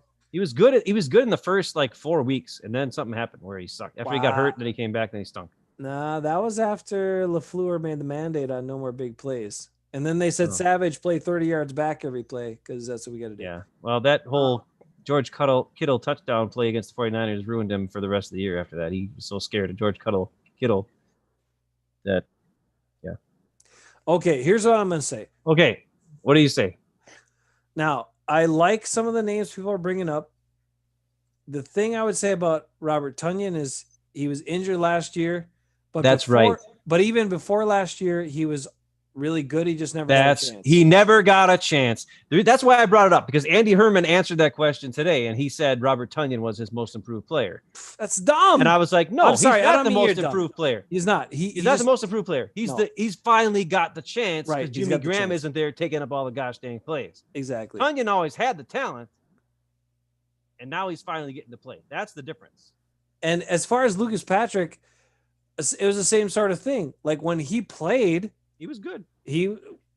he's not a dude that's like, oh man, he's a Pro Bowler, but he's this good guy that fills in and does whatever you want, does whatever you That's pretty need. good. I liked him. But I still think Lucas Patrick's better this year than he was last year. I do agree. with that. He's taken it a step up, probably because the team instilled some confidence in him by making him a starter, making him a viable part of the offensive line instead of the almost getting cut. He was a guy that was it last year that Rodgers talked to him that he was having a really bad camp. He was worried about making the team. Yeah. Yeah. So 2019, last year, he was in such a bad state. He was thinking he was going to get cut and he was practicing like crap. And Rodgers picked him up and said, hey, man, you're one of my guys. You've been awesome. I know you can do this. Just keep working hard. Put your nose down and do it. Yep. And that picked him up. So, yes, confidence is a weird thing. It can certainly make us perform better in any of our jobs. Yeah. But Lucas Patrick, when he got the chance to play in other years, I felt perfectly like he was a very good fill-in guy. And I think he should have been starting some of those other years. So that's why I can't say him. Gary, for me, has definitely made the biggest leap because last year, yes, you can make the same argument as Tunyon to say he didn't play. He didn't get the opportunities, but he also didn't. I don't know. He just didn't look. The guy who's the most improved is Kingsley Keke. Ooh, he's the most improved because last year he was terrible. He was absolutely terrible last year. Oh. And this year, he is making plays, and he's dominating guys in front of him on one-on-one. And he's reading the screen. How many times I show you him? At least twice. He reads the screen pass and goes out there. I've shown you him hustling, making plays that way. He gets penetration on running plays. He gets after the quarterback. Keke is the guy who's the most improved from last year. No, Andy Herman's there. That's his second guy he said was Aaron Rodgers was the most improved from last year. Andy Herman, I lost a lot of respect for him. No, don't say that. He's a good guy. I like him. I like him most of the time. But I got to be honest. These last couple of shows, I'm like, dude, what is up? He's reaching for stuff. Maybe he's because he's been talking weekly with Negler. Maybe Negler's having a negative effect. He's rubbing off on him. Yeah, he's having a Negler effect on him, and it's not good. You just said he's rubbing off on him. That's inappropriate. Anyway, Bernard, get what you can. Lee says Gary. A lot of people are thinking Gary, and I cannot argue Gary good because Gary looks different. But those were two guys, Keke. Actually, three guys, Keke, Gary, and Tunyon. The team and players, coaches alike have all commented how much they worked in this offseason and how differently they changed their bodies from last year to this year. And they thought that was a big part of their really kind of stepping up this year as well. But Keke's assessment, Ben, that you give, Bruce is trying to say it's Williams. Come on, Bruce. Williams is really good. He's way better than he's ever been. He is better. He is better. Because he watched Aaron Jones get freaking got a dang 20 touchdowns last year and said, oh my God, I'm never going to play again. I better freaking do something about this. But Keke, when he did get to play last year, he didn't really flash. Even in the preseason, he didn't flash. He looked like, another guy. He looked like freaking Montravius Adams out there. Right. He looked like we had two Montravius Adams. And I was like, ugh, why do we have two of these guys? He talked about that, and go watch the Pothole Pizza interview. I'm going to watch it. I'm going to watch it. He talked about how he transformed his body. He worked a lot on his body to reduce his body fat, increase his muscle mass, which has given him more power and more speed. He's got way more speed. Yeah. And when you're going to talk about, as far as I'm concerned, when you're going to talk about defensive linemen who have the awareness to recognize screen passes and disrupt the screen pass, because that's the best way to defend a screen. If you got a D lineman that blows it up right away, that takes the whole thing out. And most quarterbacks don't know what to do. So you add that on top of the heap, that's the cherry on top for me. So I'd have to agree with you. You're correct. Yes, I am a genius. I am the smartest man alive. I would say. What's that from? Are you going to the mall today? Do you want some of this milk? How about this milk? I tried to watch that I tried to let my kids watch that, and then I didn't realize how inappropriate it was. And then I was like, oh, okay. Nope. Not yet. Not till they're like 13, 14. Maybe Evan could watch it, but that's because I forgot within the first 10 minutes or 5 minutes, it was Nudie Magazine. Nudie Magazine Day. Yeah. I was like, whoa, hey, Nudie Magazine Day. Sophia's like, what's that? Whoops. Nope. Sorry. It's not appropriate. Let's skip the scene. Skip to the scene. The big musical number. That's what I wanted you to watch. That's good stuff. Like I said, I watched it in Spanish because Livia had to watch a movie in Spanish, and I was like, let's watch Billy Madison in Spanish. And it wasn't as good because they had some other guy doing all the Adam Sandler noises, and it just wasn't as funny. So, sorry. I do like Lee says it's kind of fun to discuss, but a lot of guys have stepped up and made our team better. Yeah. And yes, You know what? Guys are A lot of the guys that we needed to step up have. Yep, Because you it's know true. what? We didn't draft anybody that can help us. So we needed the guys who we already had to step up and make plays, and they have, and that's great. And that's the thing. That's what makes me excited about this year. It's curious because the one guy who seemed to be making an impact as a rookie, then they didn't play him last week. Huh? John Runyon. I don't get it. Oh, Runyon Bunyan? Yeah. I that's still a curious decision to like me. I said, Rick Wagner played pretty well. Okay, he played fine. And They said Billy Turner took care of Cox all by himself last year, and he did okay. So they thought he'd be okay. Turner power. Okay. Anyway, whatever. That's in fine. Billy Turner we trust. I don't know if we have. Oh, we got this Lions game. We got 20 minutes before we know what the Lions do. Oh, I got we got to switch to the Lions game. I got to give the positives. Are you ready for the positives?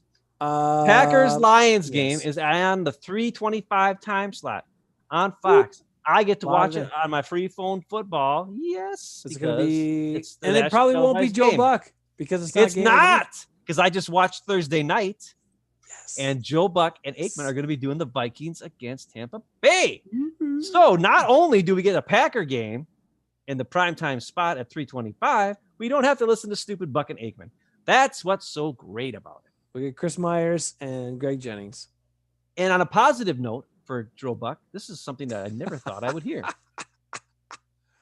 There was one time in that game last night that I watched where he did not say, and the pass is caught. He actually said, oh, the pass is complete to somebody. Whoa. And I was like, I looked like that. Jesse was sitting over there. She was like, did I just hear that? I was like, yeah, he didn't do the caught. And I was just like, wow. So that means Joe Buck must watch our show too. All the smart people do.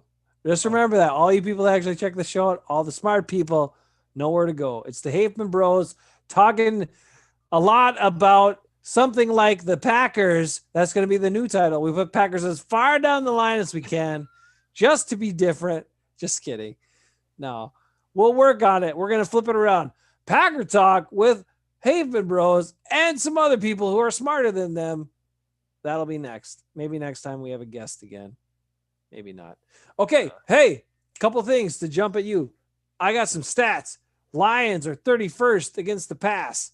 Lions are really bad against 28 scoring. Yeah, they're bad. They're bad. So you would expect Adam Wisey to crush me this week in fantasy football playoffs because I actually made the playoffs for the first time this year. Woohoo! However, sorry, Ben. However, Adam Wisey has Aaron Rodgers as his quarterback. I will accept an Aaron Rodgers monster game if it's going to mean a fantasy loss for me. So I'm more rooting for Aaron Rodgers 5 or 6 touchdown game versus me blowing up, Adam Wisey in fantasy football. So I'll take that. I hope Rodgers blows them up. I hope the Packers dominate so we don't have to sweat it out. It's a fun, happy, blow them out game. But in Detroit, regardless of what the defensive rankings are, regardless of this and that, it always tends to be a little bit interesting. Something wild usually happens. And Darrell Bevell as the new coach, you can't dismiss that because the guy's smart and he's got him playing better. So the one thing you wonder about is he going to be the type of coach that will test the Packers defense in the run game as much as he should, like a bunch of these other coaches refuse to do. And he's got Adrian Peterson. Right. And Adrian Peterson looks like he was like 6 years younger all of a sudden. Like from out of nowhere, he's like, hey, I'm running like I'm 30 or 29 instead of 34 or 36 or however old he is now. When the Packers played Detroit earlier in the year, he looked older. He looked not like that great, but he's kind of had flashes this year.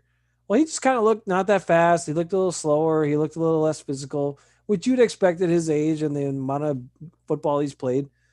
But then you're right. Other games this year, he's been looking like, hey, 6-7 years younger and really just crushing guys. So well, if you think Hey, what do you think's going to happen if Christian Kirksey meets Adrian Peterson in the hole? Ugh. Or do you think he'll even get there in time to meet him in the hole? No, he likes to just Okay, what do you think's fumble going to around with happen blockers for a while. if there's 2 holes and Martin goes to 1 hole? Which one do you think Adrian Peterson's go to? The other one. I hope So, Martin there you go. Guess is right. I don't know. I just wish. I don't know. I want to see the Lions do what a bunch of other teams do, which is go to the pass more. And hey, you got. By the way, can we just point this out real quick? You gave up on 2 of your key fantasy guys, and they took you down when you needed them most. They were the reason you lost. Baker Mayfield, Marvin Jones Jr. Yeah. Those guys both had monster games against you. I didn't have Marvin Jones Jr. this year. Well, not this year, but he's been one of your guys in the past that you had a bunch of times. Yeah. So That's Marvin because I just started him against the Packers all the time because he Baker crap out of us. Mayfield, and they decided to crush your Baker Mayfield sucked so bad last year when I drafted him, and I was like, I'm never gonna. And then Herbert, the reason why I lost is because Herbert stunk. Yeah. This last week, he finally stunk, and then I lost. That's why. Well, I don't want to get into that. And Baker I should have Mayfield started had Taysom Hill. 40 Taysom Hill against gave me 32 points, and he was on No. the bench. And stupid Herbert gave me 7 points. So there you go. Otherwise, Just like when and why is it that Drew my was back? division has Eckes and Mo and Brennan, who sneaked up out of nowhere, who had Delvin Cook on his team by instant. came and on. then I'm the last team who was 6-7, and I didn't make the playoffs in my division because I got Mo and Eckes I had to play twice a year, who got freaking juggernauts with Patrick Mahomes and all these other yahoos. Mo scores 80 freaking points from 2 running backs, and how am I going to beat that? And then you and the other dad's division where he's got like dad and like a tree and like some dog or something. Like, I don't even know what Sarah dog. What is going on? Hey, Sarah didn't even start guys on her team one time. I had to call you and be like, dude, put some people in Sarah's lineup. That was just playing me. I was like, put some people in Sarah's lineup, please. I don't want to win this because you didn't start 2 of her guys. Come on, Snare. just win, baby. If you would have just won, you'd have been. I don't care anymore. You had a chance. I know. Anyway, At least I'm not losing money this year like I usually do. That's This year true. we didn't do money. Thank God. that's true. I got a chance. I'll probably get crushed, but it's fine. Oh, here's the question though: should I start Tunyon this week? Because I do have him in my starting lineup, but every time I start him, he doesn't score a touchdown. So No, okay, I'll get him out of there then. your curse is too strong. Hey, Aaron Jones still works when I start him. He's still awesome. How much? Maybe he get those 30 carries if you didn't. I start started him all last year, and he was freaking scoring 20 dang touchdowns. him. Are you This sure? year, Aaron Rodgers ain't giving him the ball. He's trying to pass. What do they do on 4th and 1 or 2nd and 1 pass, 3rd and 1 pass, 4th and 1 That's pass? because he had to get to 400. You at home. He didn't want to do it in Detroit. You know that. Come on. That's important to get those milestone things at home. Stop it. Okay, No. well then that means that Aaron Jones needs 3 freaking rushing touchdowns this week and a receiving touchdown. 4 No, touchdowns because for Aaron that brings Jones his price against up. the Lions. Then they can't sign him back. Pay the freaking man what he deserves. I'm tired of this crap. Russ Ball does not want to pay him what he deserves. Russ Ball wants to get him on the cheap, and you know that. Well, then he's not going to get him on a cheap, and he's going to go to somebody else, and I'm going to be He's- that team's fan. He's going to get him on the cheap. And you're going to have to get a new co-host, and you're going to have to change the name to Jason and some yahoos talking Packers. Jason and Lucas Patrick talking Packers. And I'll start my own show, and it'll be called Aaron Jones is the Man. Jason And I'm going to get Lucas- Micah Hyde on my team. Aaron Jones is going to go to the Bills. That's what it is. Aaron Jones is going to go to the Bills. You're going to have 2 of the awesomest 33s ever. You wear a Packer 33 on the Bills. And I'm going to be a Bills fan, and the Bills are going to go all the way and win the Super Bowl next year. And then Doug Evans could be their D-backs coach. Yes, Doug Evans, the 33. William Henderson will be their fullbacks coach. No, William Henderson okay. sucks. Never mind. And he always did suck. Never mind. All All right. right, we got to do the scores. Let's go. We got it. Scores. Let's get out of here Scores. for Friday night. Give us your scores. Packers, Lions. We didn't hardly talk about it, but you tell us what's going to happen. Let's go. I'm going to Packers, say, Lions. wait, while everybody gets their scores in, I'm going to pull up the injury report so you can make that, factor that into your scores because there's like 100 Packers injured now. A bunch of guys, mom and dad gave me the tip on practice. They got injured in practice, including Jace Sternberger, who's now out. He got a concussion in practice, apparently. Maybe not. Maybe it wasn't in practice. But Stepaniak, who just got called up, is still out, limited. EQ is questionable. Malik Taylor's questionable. Wagner will play. Zadarius, of course, will play. Always got an ankle. Oh, boy. Vernon Scott, J.K. Scott, all the Scotts have some sort of injury, but they'll play. Savage now is questionable with the groin. I think that's new. Ooh, that's not good. Lucas Patrick has been battling the toe for a while. Mercedes with a knee, but he'll play. Lazard with his core, but he's had a core before. Kevin King with his Achilles and groin. If it's not that, it's the gluteus. You know, Kevin King's got all kinds of muscle pulls, but he'll play with his long arms. Chris Barnes is back, baby. So now we don't have to never see Ty Summers again. Stupid Mike Pettin and Jair, knee and hand. And sometimes he's injured because he doesn't want to cover guys, but he's still the best. What? That's the injury report for the Packers against the Lions. Now, give us your scores. Here we go. Bruce says 38-24 Packers. Lee says 34-21 Packers. Rick says 27-24 OT Packers. Whoa. All right, I added the OT. Probably. No, he said Detroit 24. I'm sorry, Packers 27. All right, Rick is still on the right side. Ben, what do you say? I think this is going to be It's a very long ugly, show, but ugly, a good ugly show. game. I feel it was good. It's an ugly game for the Lions, man. It's going to be, I think the Packers score 40 this time. They're just going to wipe the floor with them. It's going to be like 41, 40. No, they can't score touchdowns every time. All right, fine. 42. They score freaking that many touchdowns. 42 to the defense will give 28. They'll give up a bunch of touchdowns at the end of the game because they're dumb. But at one point in this game, it'll be like 31 or 30. It'll be like 35-7. But then it'll be 42-28 in the end. And the Packers will put in Aaron Jones for those fourth quarter carries where they're just They're going to put A.J. Dillon in there because he's back off of COVID-19 and he's ready to go. Well, I'm going to tell you it's 42. It's the flip score. 42-24 Packers. And the best question and biggest question, will there be a special teams touchdown scored against the Packers in this game? More than likely. More than likely. Yeah. More than likely. Give me a percentage chance on a special teams touchdown. I'm going to say 83%. Woo! I was going to say like 65%. I think they might shore it up a little bit. I don't have any faith in that. Special teams touchdown, what's your percentage on that? If you're going to be a betting person, what percentage do you put on it? Well, I don't bet because I'd probably lose everything. I bet Adam this week that I'm going to dominate him in HFF, so I better get it done. I want that trophy this year. Mom and Dad brought the trophy, the first ever HFF Oh, that's trophy. right. Dang, it's an awesome trophy. It's got to stay in the family. I got to do it. I have no chance of getting that trophy. I'm the only hope. I'm the only family. Dad's in there. Dad's no, Dad didn't make the playoffs? Dad collapsed because he put all his money on Russell Wilson, and he collapsed right out with Russell Wilson's MVP chances. No. I looked at Dad's roster. He had like 8 Packers on it at the end of the year. Oh, Bruce says it's only 50%. Look at this. There's a lot of confidence here. Rick says 35%, and Lee says 0% that the Packers give up a special teams touchdown. That's what I like to see. Lee believes in Sean Mananga. Nice. I hope so. I hope Lee's right. 42-24. Put it in the books. That's a long Hafeman Bros, but I feel it's a pretty good one. Ben, take care of yourselves. Everybody else, stay safe, stay well. My final announcement before we go is this. I got a call today. I got an email today, followed by a call, which said, hey, this radio station, 92.7 FM, Devil Radio in Madison, which has a lot of political talk on it, some other crazy stuff. They said, you know that show idea you brought to us over the summer?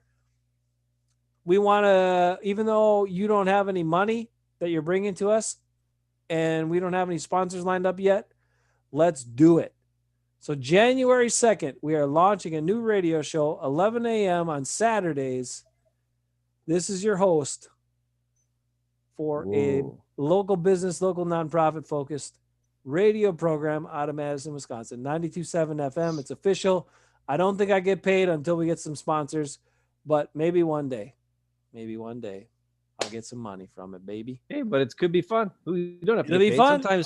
Sometimes just doing something you like doing is worth it. Lord It'll knows be I don't make fun. any money off of the songs we heard today. I mean, we heard Reincarnation's a great song. I That's wrote a it. fantastic. But God song. dang it, I didn't make no money. If anything, I lost money on that sucker. You should have made money. And on every it. other damn song I wrote. I'll tell you what, if Alice in Chains would cover that in any of their like concerts now, people would be like, "That's a great song," and I'd say, "Yes, you're right. It's by Counterboy, this guy over here." Anyway, hey, I'm excited. New radio program coming at you That's January awesome. 2nd, baby. Just found out today, out of the blue. Sweet. Nothing Sweet. happened for like 5 months, and then all of a sudden they were like, "Yeah, let's do it." Okay. That's usually how it works. The owner of the station, I talked to him on the phone and he said, "Yeah, I heard you've been doing these podcasts and stuff. So yeah, if you want to do it." And he told me, "Is like, I'm not going to tell you how you do your show. You do whatever you want. Here's some of the parameters, no swearing, stuff like that." I'm like, "Okay, I can handle that usually." Oh, I can't And- do it then. But no, it'll be pretty fun. We'll get to feature some businesses. We'll do some nonprofit stuff. We'll update, and it's all going to be promoting local businesses, small businesses, all that good stuff. So remember, if you got holiday gifts to get yet, try to find those local businesses first. Give them a shot before you go to Amazon, okay? All right, that's it. COVID is real. Be safe. Stay well. Packers dominate the Lions on Sunday, 325. No Joe Buck, no Troy Aikman. Best part.